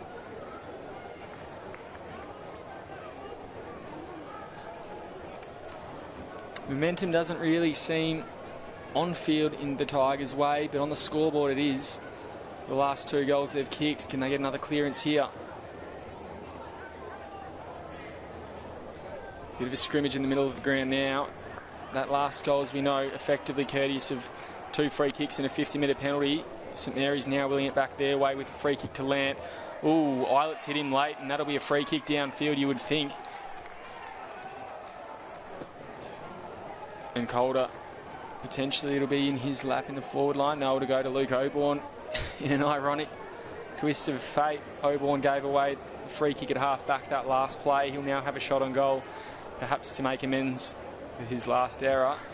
I'm not sure if we get a replay of that last hit on Dillan in the middle of the ground from Eilert, but it was definitely well behind. And keeping an eye on Brody Philo, you might have just seen him on the bottom of your screen making his way towards the bench to see if there's any updates there. He's heading into the hands of the trainers at all. Oborn comes in, kicks it. Truly very happy with that. The Saints extended again to 18 points. There's a good goal there from Luke Oborn just to stem that tide back to the Saints and add another goal onto the scoreboard. But a very, I guess, uncharacteristic move there from Cameron Eilert and Dill Lant. Definitely caught him late, and not sure exactly the strategy in that. Giving away goal on a free kick downfield, very dangerous bit of play after a bright start from the Tigers. And just having a quick look at the bench there, it looks maybe perhaps that just Philo's coming for a break, but we'll keep you updated on that one. Need an injection of energy, the Tigers. No Eilert in the middle, no Philo. Huppert's, in fact it was Gow, tried to get it, but it spun out his back. Kicked forward there by the Saints. Eilert's there to sweep. Goes out that far side now. Free kick downfield. And another free kick. There's a bit of overload here. Jack Lant and Cam Eilert going at it. Jack Lant has thrown him into the deck. Nick Yaron, he's probably on thin ice as well from a few reprimands in recent weeks, which he's gotten off. Well, the booklet's out there, I think. Let's get the binoculars out and see exactly what's happening, George. It looks like... well, the referees is certainly jotting down some notes. Oborn perhaps will be giving himself a date on Tuesday night. Might have been Lant, actually. I think the ferocity in which he ran into the contest and pushing Eilert out of it, perhaps. But nonetheless, certainly not dinner reservations on that booklet, that's for sure. And I think we might have another 50-metre penalty. Oh, so the goal that was just totally given away by the Tigers is about to be added onto the scoreboard. We needed something in this game, George, and it's good to see the players stoking the fire for us. Crowd certainly getting a little bit vocal as Lant comes from the bench. Bit of an exchange with some of the bystanders there as shot on goal here. And meanwhile, Brody Philo's back on, so just a quick 2-minute spell for him on the bench. Looks like here in the hands of Hammond. Could be wrong, but lining up for his third, perhaps. And he likes that one. Tigers, well, you can hear the fans getting up and about. It is Hammond, adds his third of the afternoon and back down to a 12-point St Mary's lead.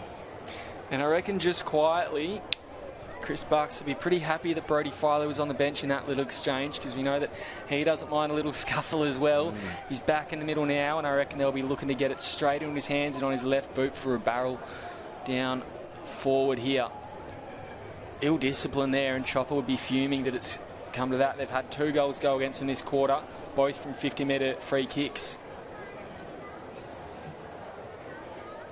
And perhaps Cam Eilert, he wouldn't mind giving away that free kick, that last centre clearance, if that's the retaliation he's going to get. A bit older and wiser than we think. Jackson Bowen goes up and he gets it down. Oh, couldn't quite get it to Philo. Hillier just check-sided it. Now goes to Vallejo at half forward. Nathan Brown handballs it back out. Politis throws onto the boot.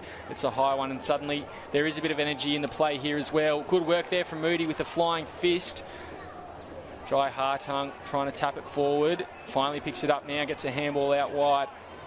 Now with Smithson and then to Dylan Lant. Goes down the line to Hillier. Hillier with his short one. Don't think that's 15. Made Yaron work for it, and Nathan Brown gets it out to Paris. Paris taking the ground as he got rid of it. Now comes out the back to Paredes. Paredes takes a bounce, almost a basketball style. Gets to 50, kicks it to the top of the square. Jackson Calder had to get through the big man Jackson Bowen, and that's no mean feat. Bowen takes a mark on the last line of defence. Goes out into that back pocket. Here's Wines. Good bullet-like pass there to his teammate on the back flank, and he goes long down the line to Huppets. Huppets takes the mark. Goes down the line to play all by himself. I think that might be Ryan Moo. Little Mooey goes forward again. Not a great lead there. I think it was from Aiden Robinson. And just getting the better of him was Zach Robinson. So, again, there's multiple Robinsons on the ground. We saw last week there was 3, Will, Mitch and Aiden. Today there's Aiden and Zach.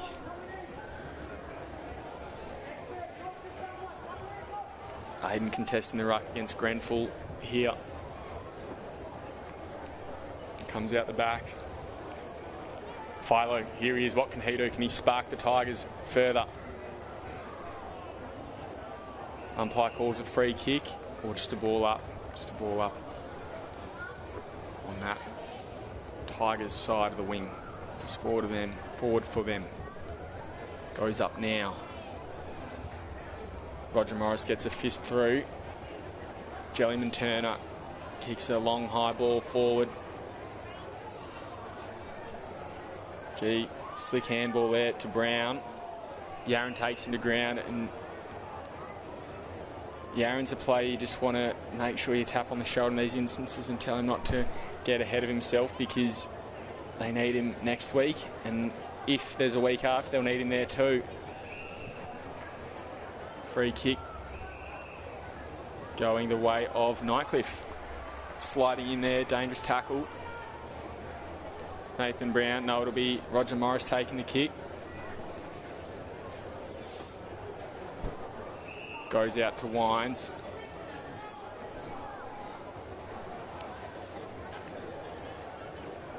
Plays on, kicks it inside 50. Looking for Eilert. He jumped, couldn't take the mark. Handball comes out to Cruiserberger, couldn't take it cleanly either. Now picked up with Yaron. He rolls through the middle again, now to Jellyman Turner. Getting out a half back, looking for Calder in the middle of the ground. Goes through his hands, Nyhouse picks it up, gets a handball laterally to Brown. Brown kicks it forward to Huppets. Good strong mark there from Huppets.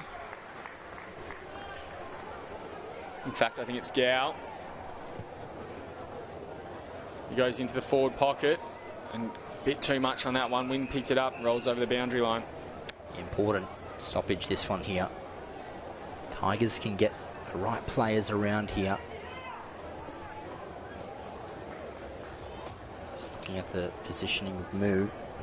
Reads it very well off the ground. If they can get a goal from this, certainly inject some adrenaline back in.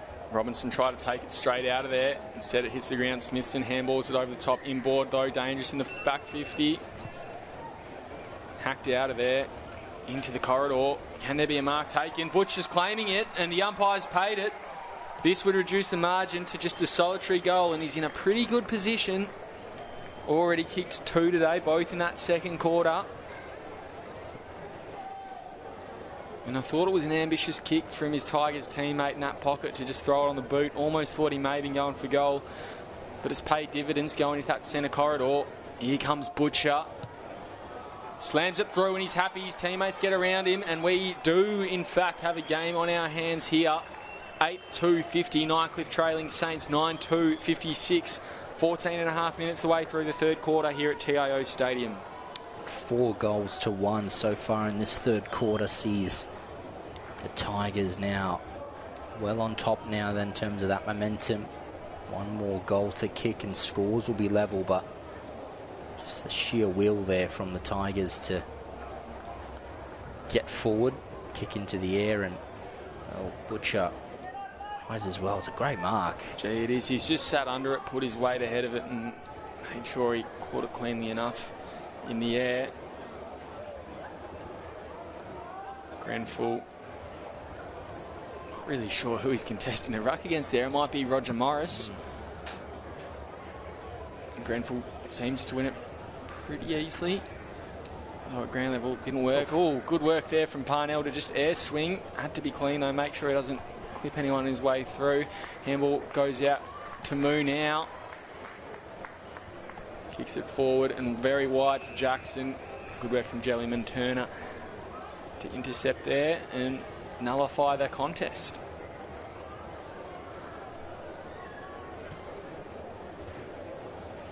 It looks like Aiden Robinson's playing forward line and Bowen may just be having a spell, but Roger Morris will go up for this ruck contest as well.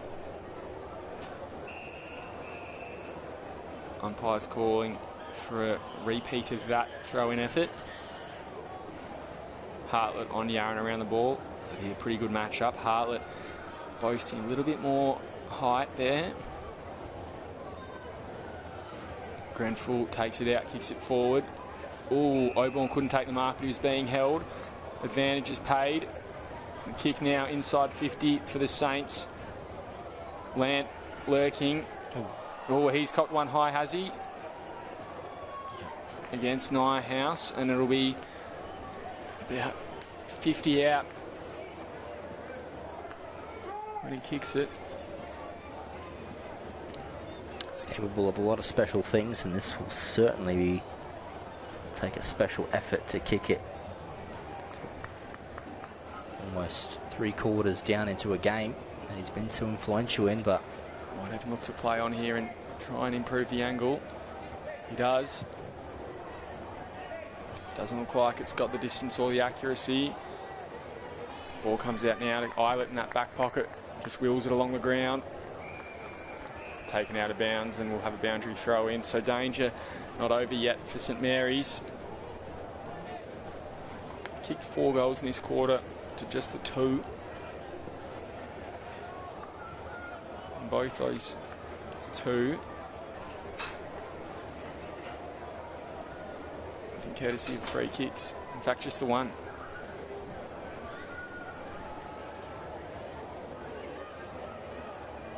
Long, he's tackled, taken a ground. Handball comes inboard now from Hartlett to Hammond, and a big high kick to the wing.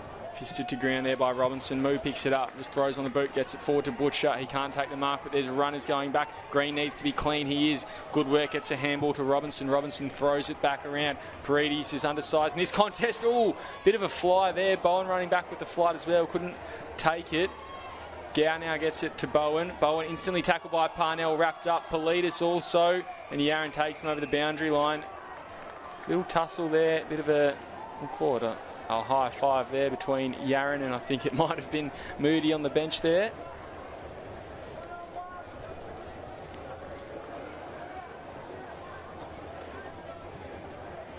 Forward of the wing for the Saints. Grenfell gets it down. Hartlett just sharks it forward. Ling works it. Vallejo should run onto it. Smithson got to it first. Now Deary running through, gets a handball in the middle of the ground, now gets it out to Hartlett. Hartlett almost ran into trouble, got a handball away to Moo, gets it back to Hartlett. He goes one out wide to Eilert. Eilert under pressure there from Brockland. But he took the mark. He now works it forward again and just kicks it to grass. Not a good kick at all.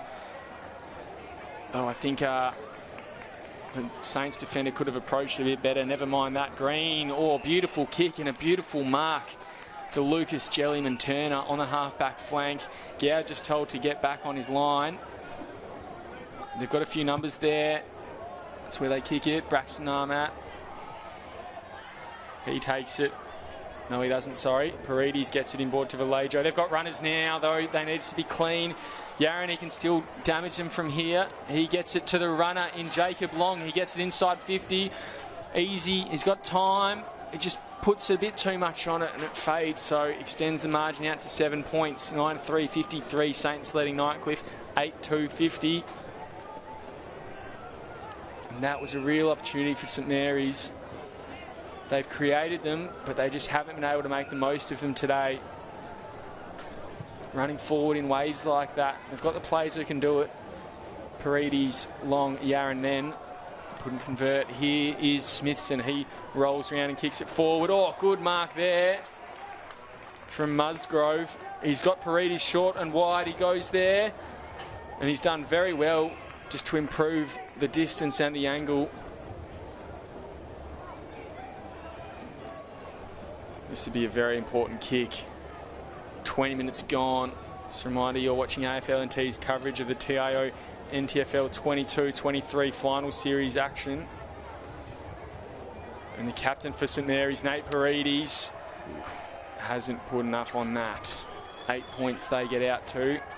9-4-58. St Mary's leading Nightcliff 8-2-50. Yeah, I think regardless if you're a Tigers fan, you've certainly done well to eat into the St Mary's lead. Only an 8-point differential as we go into time on in this third quarter. Sets up the fourth quarter beautifully. I don't say so myself, Will. Yeah, we're in for a cracker. It's like Jackson Darwin just stretching out the calves there. Not good signs, given we've still got at least 25 minutes of gameplay left, you'd say, in this quarter and the next. Jackson comes down this near side. Butcher the target. Oh, good hands.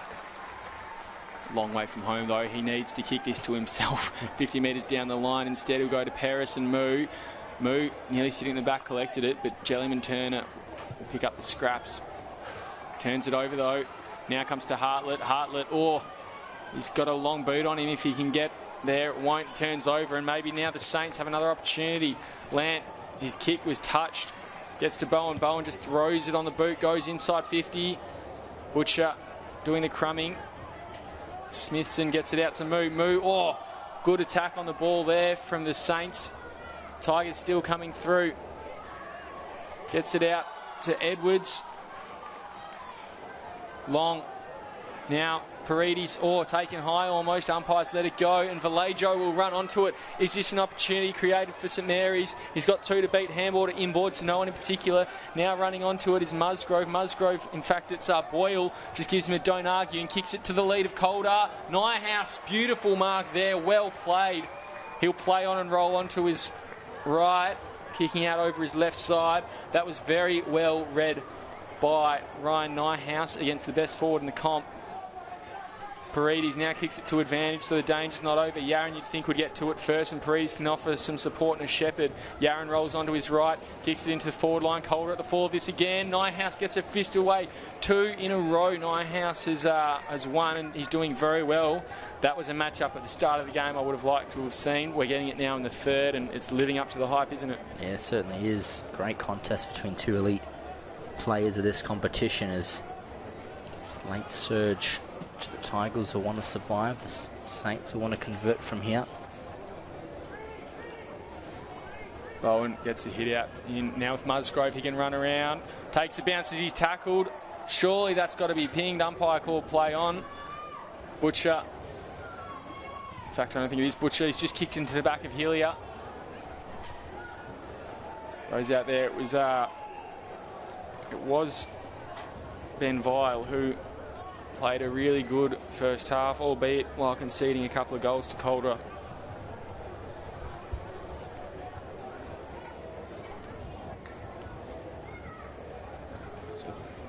It'll be Bowen on Grenfell again in the ruck here. 24 minutes and not long left in this quarter. If the Saints can get another goal on the board, it'd really help their chances. 14 points at three-quarter time in a final is a very handy lead. Jack Lant has it a long way from home. Gee, I think he might be backing himself here. Maybe he senses the time. Mind you, there's a fair bit of wind and it looks like it's going to be pulling the ball back, so he needs a really big kick in him. Comes in and it won't make the distance. Calder at full forward, can't take the mark, still alive there. Calder trying to pick it up, so too Yaron. Roger Morris wheeling it forward for the Tigers. Gets a handball out now. In his back, but at the bottom of the contest, we'll have a ball up top of the goal square. Tigers need to hold fast here. Bowen taps it down. Musgrove couldn't take it cleanly. Tigers get a kick out. Comes around though to Hillier. Hillier gets a handball out. Snap on goal. It's wide. It's kept alive though. Brown kicks it out. Eilert on Ling. Eilert hit the deck. Ling had to handball to himself. Tigers had numbers in support. Now it's Hartlett. He kicks it out to the runner there in Daniel Jackson. And Jackson can just hold it up here. And he's going to go for it. He keeps going further afield. He finds Hammond. Hammond's got 3 today. And they've got a few numbers on. He goes to Moo. Oh, Moo couldn't take the mark. Gets it back to Hammond. Hammond will launch it again. All by himself in the pocket. There was Moody. It goes over the boundary line and suddenly Tigers have an opportunity. They've turned nothing into something. And if they can reduce it to 2 points, they can't. It's 8 points going to three-quarter time. And we have a big final quarter on our hands. George, how did you see that quarter play out? Yeah, it was a quarter that which the Tigers came out blistering. They've certainly eaten into that St. Mary's lead, and St. Mary's later on just showing strong in their credentials to keep the Tigers at bay. And so going into three-quarter time, St. Mary's 9-4-58 lead the Tigers 8-2-50. Ladies and gentlemen, a quick break. Don't go anywhere. Final quarter after this one. This afternoon here at TIO Stadium. To the left of your radio they go. Wow, what a goal to start the game. Beautiful. Goes for home and has nailed an absolute ripstorter. From the pocket, and he's kicked an absolute ripper.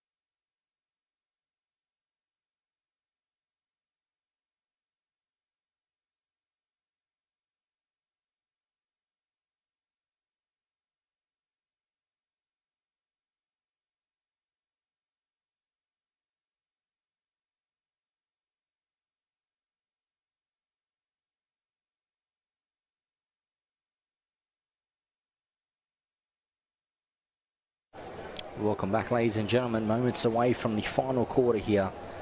Semi-final one, the 22-23 TIO NTFL Men's Premier League final series. It's the St. Mary's Saints with an 8-point lead over the Tigers. 9-4, 58 plays 8-12. And a finals-worthy final quarter coming up. And it's been a great contest so far. Very accurate from both teams, as opposed to their other two meetings throughout the regular Men's Premier League season. And it is that Tigers outfit. Can they replicate their third quarter? Can they kick the first few of this contest and really turn things on their head? Looks like Bowen and Grenfell. Grenfell gets a hit out down, and straight away it's Paredes with a big high ball into the forward line. Yaron, he's at the fall of it, gets a handball up.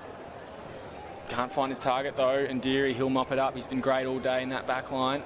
Faded a little bit in that third quarter when the rest of his Tiger teammates rose to the challenge, but he's still got a big role to play in this last one. 8 points the margin, as we said, George. And there's an early free kick going Nightcliff's way, so they're up and about, ready to go. It's Paris on half back.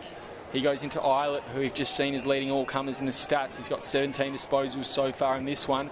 He now goes to Hartlett, a little bit further askew. Not really sure where to go, not a lot of options or offerings up forward. Instead, he just goes deep to the pocket.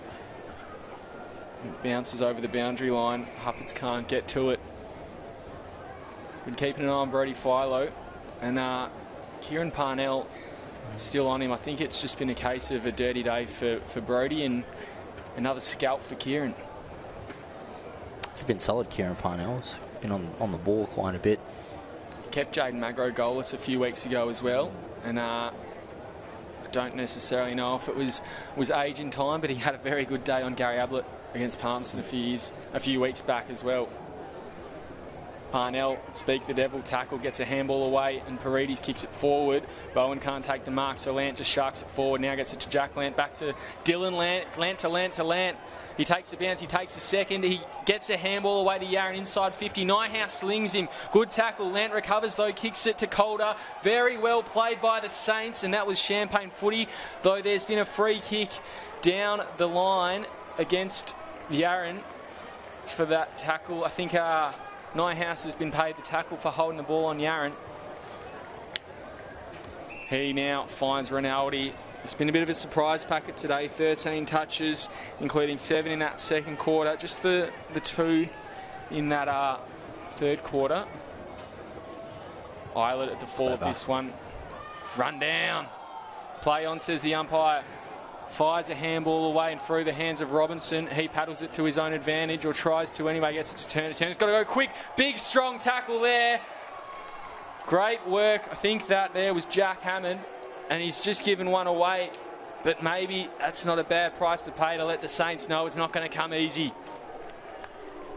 Here he goes down the line. Big fly from Oborn, didn't matter. He was third in line, and the first in line was Grenfell, who was never missing that one. He goes to Calder again, lurking, ready to wait and get the crumbs as Lant. He doesn't need to either, because Calder takes the mark, gets the big jukes out. He's kicked 3 today. 2 in that second quarter, 1 in the first. And has a chance to add his 4th.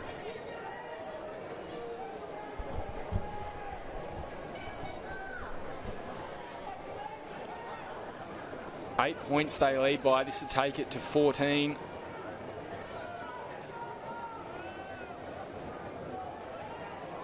Comes inside 50 now from 45. He kicks truly.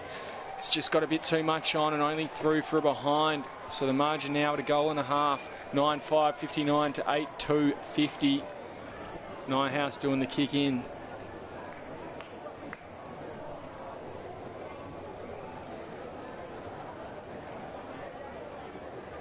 Again, not many offerings. File making a lead out into the pocket. He'll go in that direction. Calder try to get a fist in the way. Musgrove takes it and spins and kicks it forward. He'll make Lant work. Lant takes it on the second bounce, sells a bit of candy. Had to go twice. Nyhouse doesn't like his candy, does he? He's kept him well quelled. Tigers get out of there.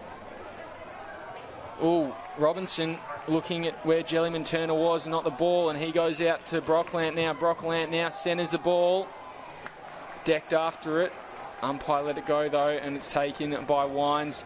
Centre half back, he goes out to Bowen in the back pocket. He drops it. Oh, this could be disastrous for the Tigers. Good tackle there from Oborn. Oborn gives a second effort and a third effort. Tigers work it out of there though. Now comes to Bailey Edwards on that back flank. Goes out the line to Hartlett, who moves on quickly to the run of a teammate there. I think it might be Gow. In fact, it's Huppets. He picks it up. Now handballs it forward to the advantage of Robinson.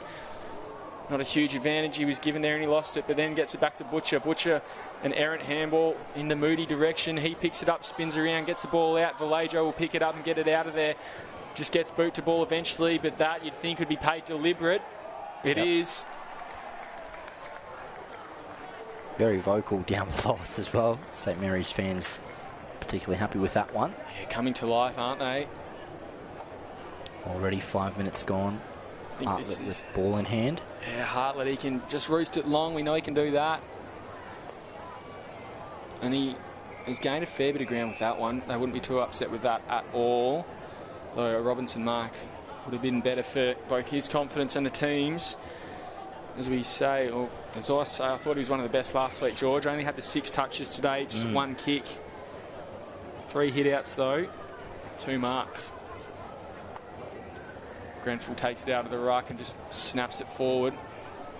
Couldn't be taken there by Huppets again. Hartlett will fire it back. Gets it to Wines. He kicks it inside 50. Goes through the hands of a couple of players there. One of them was Eilert. Now comes out to Moo into the pocket. Is this Jay Moody? No, it's Bailey Edwards. Snap on goal, and it's just the wrong side of the post. They're peppering them here, the Tigers, although that's their first score of the quarter. I think that was Moody, number 12, as he got decked to ground after that snap. Jellyman Turner, he kicks it long and wide out there looking for Oborn. Spills over the back. Jackson getting involved. Good shepherd there from Paredes. Let his teammate get the ball forward, and Dylan Lance at the 4. This he can take it and go. Wines pushes him over. Nightcliff bench appealing for a 50. And it's been given. That stings.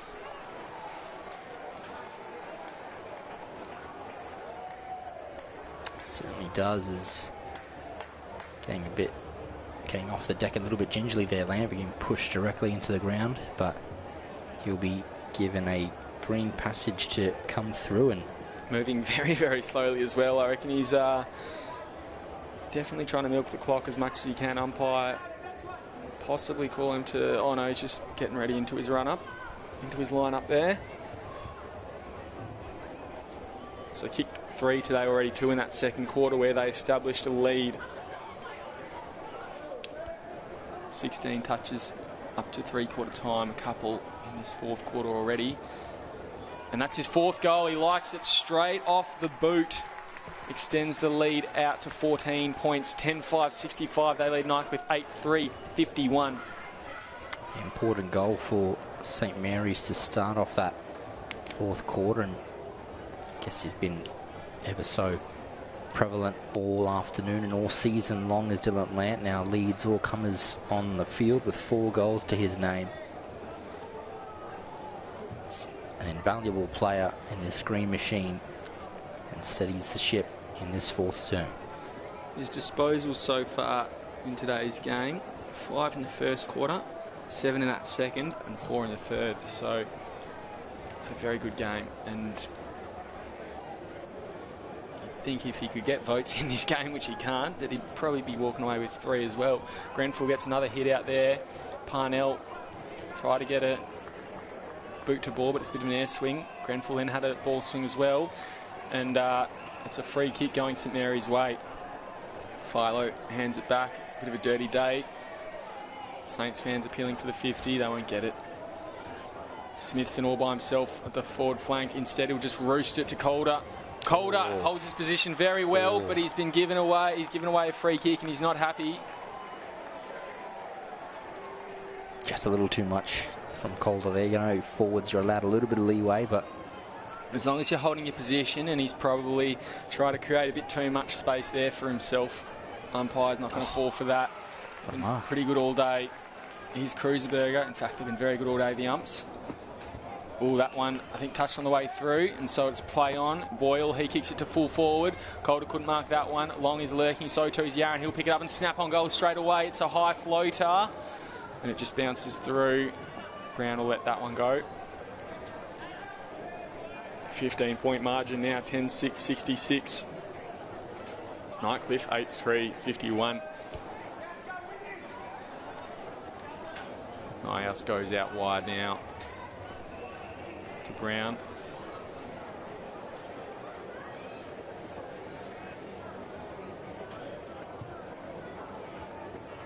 Looking for Bowen, but that's a very, very wide kick. And it'll be a Saints ball a long way from home. Their forwards are all looking very dangerous. We've got Yaron, Calder, Lant down there. Even Oborn is a second tall forward to Lant. We'll go in their direction. Good work there. Couldn't take the mark. Lant tried to get an air swing. Eilert picks it up. His tackle gets it to Nyhouse. Nyhouse clears the ball. Be marked by Cruiserberger. A great mark as well as it comes forward. Quick play there for the St. Mary's. Snap around the body. I think that was Boyle, and it goes wide just through for a minor score. Another behind for the Saints, but it's out to a 16-point advantage. Eilert will do the kick-ins now. Hayden Robinson's coming to this side, so too is Bowen. And so too will Eilert now. Comes off hands, running through Smiths, and he goes very wide into the pocket. Oh, just a bit too wide. Lant was eyeing that off, wasn't he? Big Brandon Grenfell comes for a rest and looking a bit sore. He's had a big day in the ruck. Just keeping an eye on those hit-outs up to three-quarter time as well. And Bowen seemed to get on top a bit more in that quarter. Eilert kicks it back in this direction again to the two ruckmen up on Armat. Bowen tried to get boot to ball, comes out to Paredes. Paredes throws it inside 50, and he's been hit late, so there will be a free kick to Dylan Land in the forward line. I think you saw that downfield coming and was quick to get hands onto the ball. This will be his lining up for his fifth now. And you did say it, if there were points to be awarded in the final series, clear runner for first on the podium would be Dylan Lant. And this would certainly be a very painful goal to take for the Tigers. Would extend it to a 22-point lead.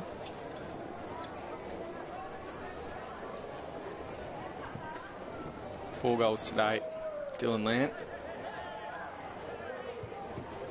Oh, how's that? Very happy with that, and I think he just told Ryan Nyhouse about it as well. 12.5 minutes gone here. 22-point lead to the Saints. 11-7, 73 plays 8-3, 51. And as we more than halfway through this final period, you see the replay here. Bowen getting boot to ball and Paredes away, and late hit there by Robinson. Wasn't the biggest, most forceful contact, but there was contact there, and they have been calling those ones today. I think we've seen 3 or 4 50-metre penalties paid as a result of it as well, and Robinson probably just needed to be a bit more switched on then. I think in a game like this, you can see Chris Barks looking on the ground there, not looking as charismatic as he was last week in the dying minutes. But I think games like this, you don't mind giving away a free kick to show a bit of fight, but you don't want to give away a 50-metre penalty or one downfield. And here come the Saints again. They're rolling. Dylan Land at the full of this on Nyhouse. Nyhouse again. He's doing very well back there. He's taken Lant to ground, absorbed that tackle there, got boot to ball away just. Unfortunately for him, giving away a free kick, but had utmost intent there. And Nick Yaron done very well.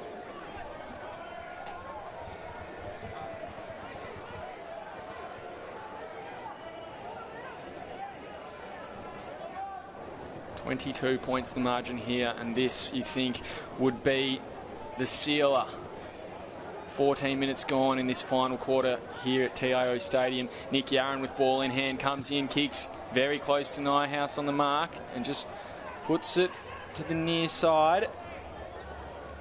Tigers need to go here. 4 goals they need. 4 straight and they're a point up. Here goes Deary. They'll go straight down the middle. Butcher, the target. He can't take the mark. Big strong tackle. A handball comes out. Boyle, advantage paid down the line. Long, he's in pole position but can't take the mark. Spills over the boundary line, and there's a Saints player who's just been absolutely decked. Looking quite ginger. He'll come off the ground now, you'd think. Might be Smithson down there. Ball up in that forward pocket. Oborn contesting it. Handball comes out to Brown. He tunnel balls it through to Paris. Yarran getting involved as well. Yarran, really one of those players you want out there at the death. Philo coming on for what could be his last little spell, or coming off his last spell on the interchange bench, I should say, for the season.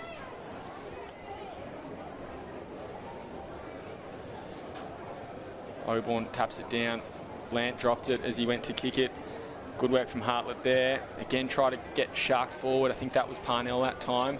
Tigers work it down there though. They've got numbers back, the green machine. Work it through. Robinson just gets a fist forward. That could work out for them. Handball over the top. Huppert's got a handball away. Late one. Free kick. Tiger. Free kick going to Nightcliff.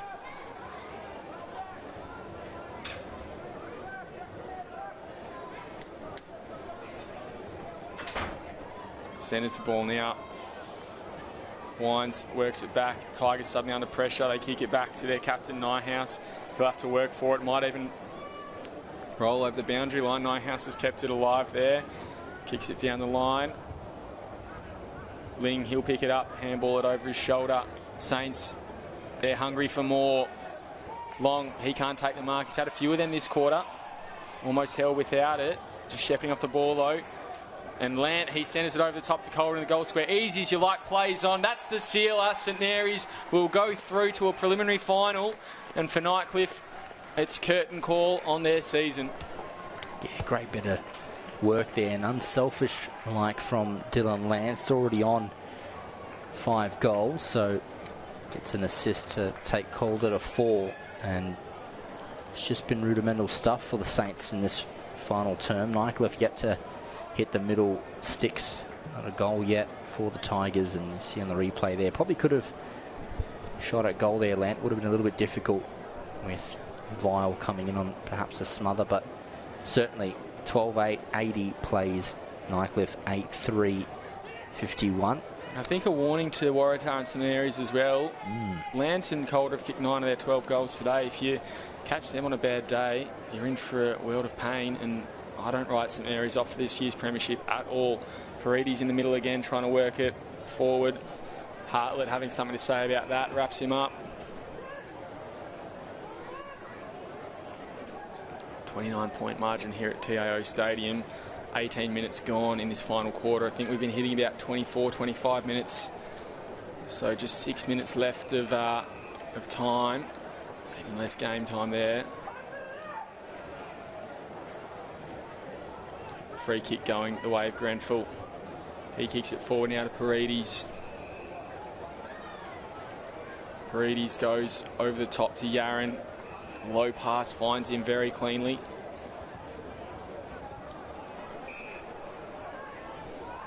Parnell goes a short one to Lant again. Can't take the mark. Gets a handball forward. Oh, slung. Got a handball away, nearly taking his 360. Nyhouse taken to ground by Lant as well. Huppert's, he takes it and just belts it out of there at the fall of it.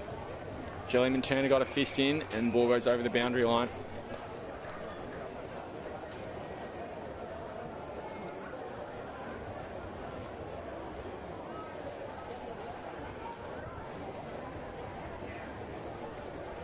Ball comes back in. John Butcher contesting the ruck there. Hartlett tackled. Ball again very close to the boundary line. Hartlett gets it again and just kicks it down the line. Hits grass. Running back onto it though is Green. He's been very good today. Butcher's been pretty handy as well, but I think Green, you'd say, has got the points just in a tight one, that individual contest. Green works it out to Brocklant now. Also involved is Jacob Long. And now Jellyman Turner down the line. Turns it over.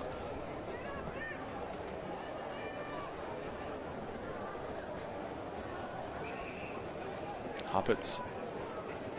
Kicks to Big Bowen. Very serviceable season, Bowen. Behind Arnold Kirby and Matty Dennis. And probably, oh no, you probably have him ahead of Grenfell. Grenfell on his day, potentially, but Bowen's probably third or fourth in line. Brock Carter's another one who's up there in terms of ruck. Bowen's had a very good season, and today is no different. 18 hit-outs to three-quarter time. Still just awaiting those final quarter stats.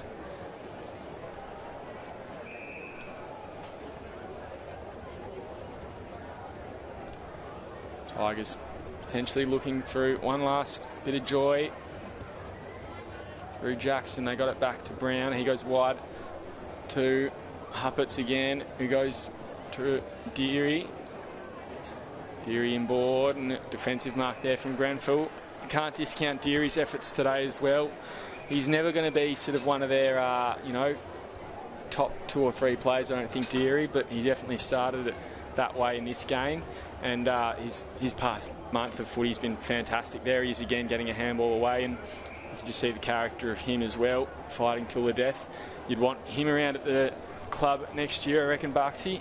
Just standing on the bench there again and perhaps wondering what could have been. He's been there 3 times before. I think he's signed on for at least next year as well. So he'll be back in the hunt from September and October this year. Ball comes out now. Bailey Edwards, or Nicky Aaron, is taken high as he kicked it. Vile takes it and kicks it wide, and again just a bit too wide. Ball over the boundary line.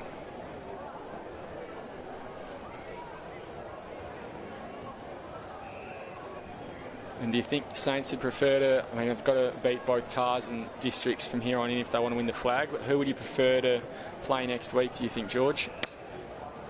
It's a very interesting question. As you mentioned, you've got to still get through both to lift the cup, but I just have a feeling that the Saints would probably prefer to play Districts next week, perhaps. I think maybe you're still reeling from that bit of an eye-opener they received last weekend, or you know, some of the Saints players, they might want some revenge before the grand final. Either way, it will be an interesting one, but now they're just rudimentarily passing the ball around. It will be interesting, the, I guess, showcase game later on tonight between Tars and Districts as to who will get up there.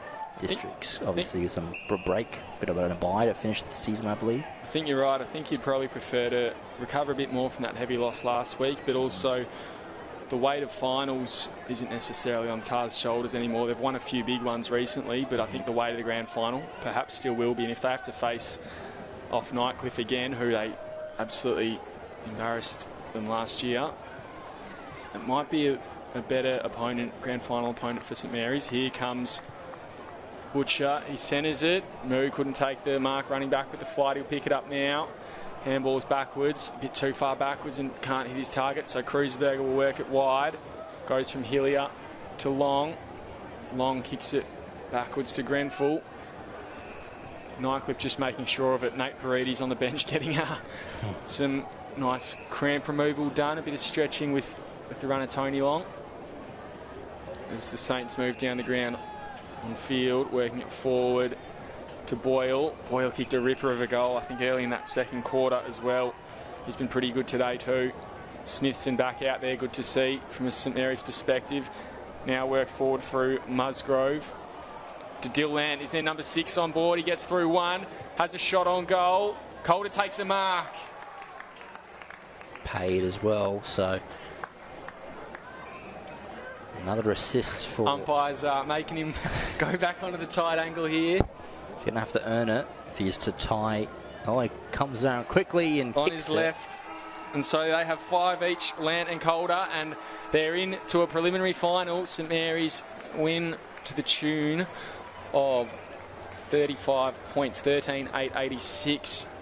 They came over the top of Nightcliff, won over the top of Nightcliff, I should say, 8-3-51. In what was a pretty dominant display, and I think all season, particularly the second half since Christmas, the top 3 have been a fair bit better than the rest of the competition, and that's all that remains. Southern Districts and Tars play in the next game, the second semi-final, but now the first semi-final is over, and it's St Mary's who live to fight another day. Nightcliff, well, for them it's season over. Yeah, a little bit of a stronger showing earlier on in this game. They certainly brought it in the third quarter, the premiership quarter as they call it, but they couldn't quite get over the line, held goalless in the final term, the Tigers. And St Mary's, I believe, just really come to fruition when they're in a final series, and they've not been, as you said, the standout team all year. Certainly between Districts and Tars, they've been, I guess, more consistent across the board, but it's just something about St Mary's and a final series, and they'll be one win away from having a chance to play at silverware once again. So some soul searching perhaps for the Tigers. They've been one of the more dominant sides over the last couple seasons. Is this, I guess, the beginning of the end, or is it just maybe a mere regrouping over this coming season, the off season, and back to their best next year? But certainly they've been not too bad this afternoon, but a little heavy defeat this afternoon, and some of their better players who do you see? How do you see it for a Nightcliff side of things? Well, from a Nightcliff side of things, I thought Jay Moody started really well. Been pretty impressed with his finals campaign. Butcher's obviously kicked the 3, and so too has Jack Hammond. And I thought Ryan Nyhouse, particularly in that second half when the game was there to be won, and unfortunately for them also lost, he was probably one of the better players for them. For St Mary's, I think those 2 standouts were Lant and Calder. They each kicked 5 goals, and really they were the difference, I think. Without those 2, I don't know if it would have been the same story. They sort of targeted them a bit as well. Calder was double-teamed early, and Dylan Lamp always cost a bit of attention, particularly this time of year, but they've just held fast, and they've won away by 35 points. Yeah, certainly have. Great game this afternoon, and don't go away, ladies and gentlemen. Coming up next, the semi-final number 2 between Waratah and Southern Districts.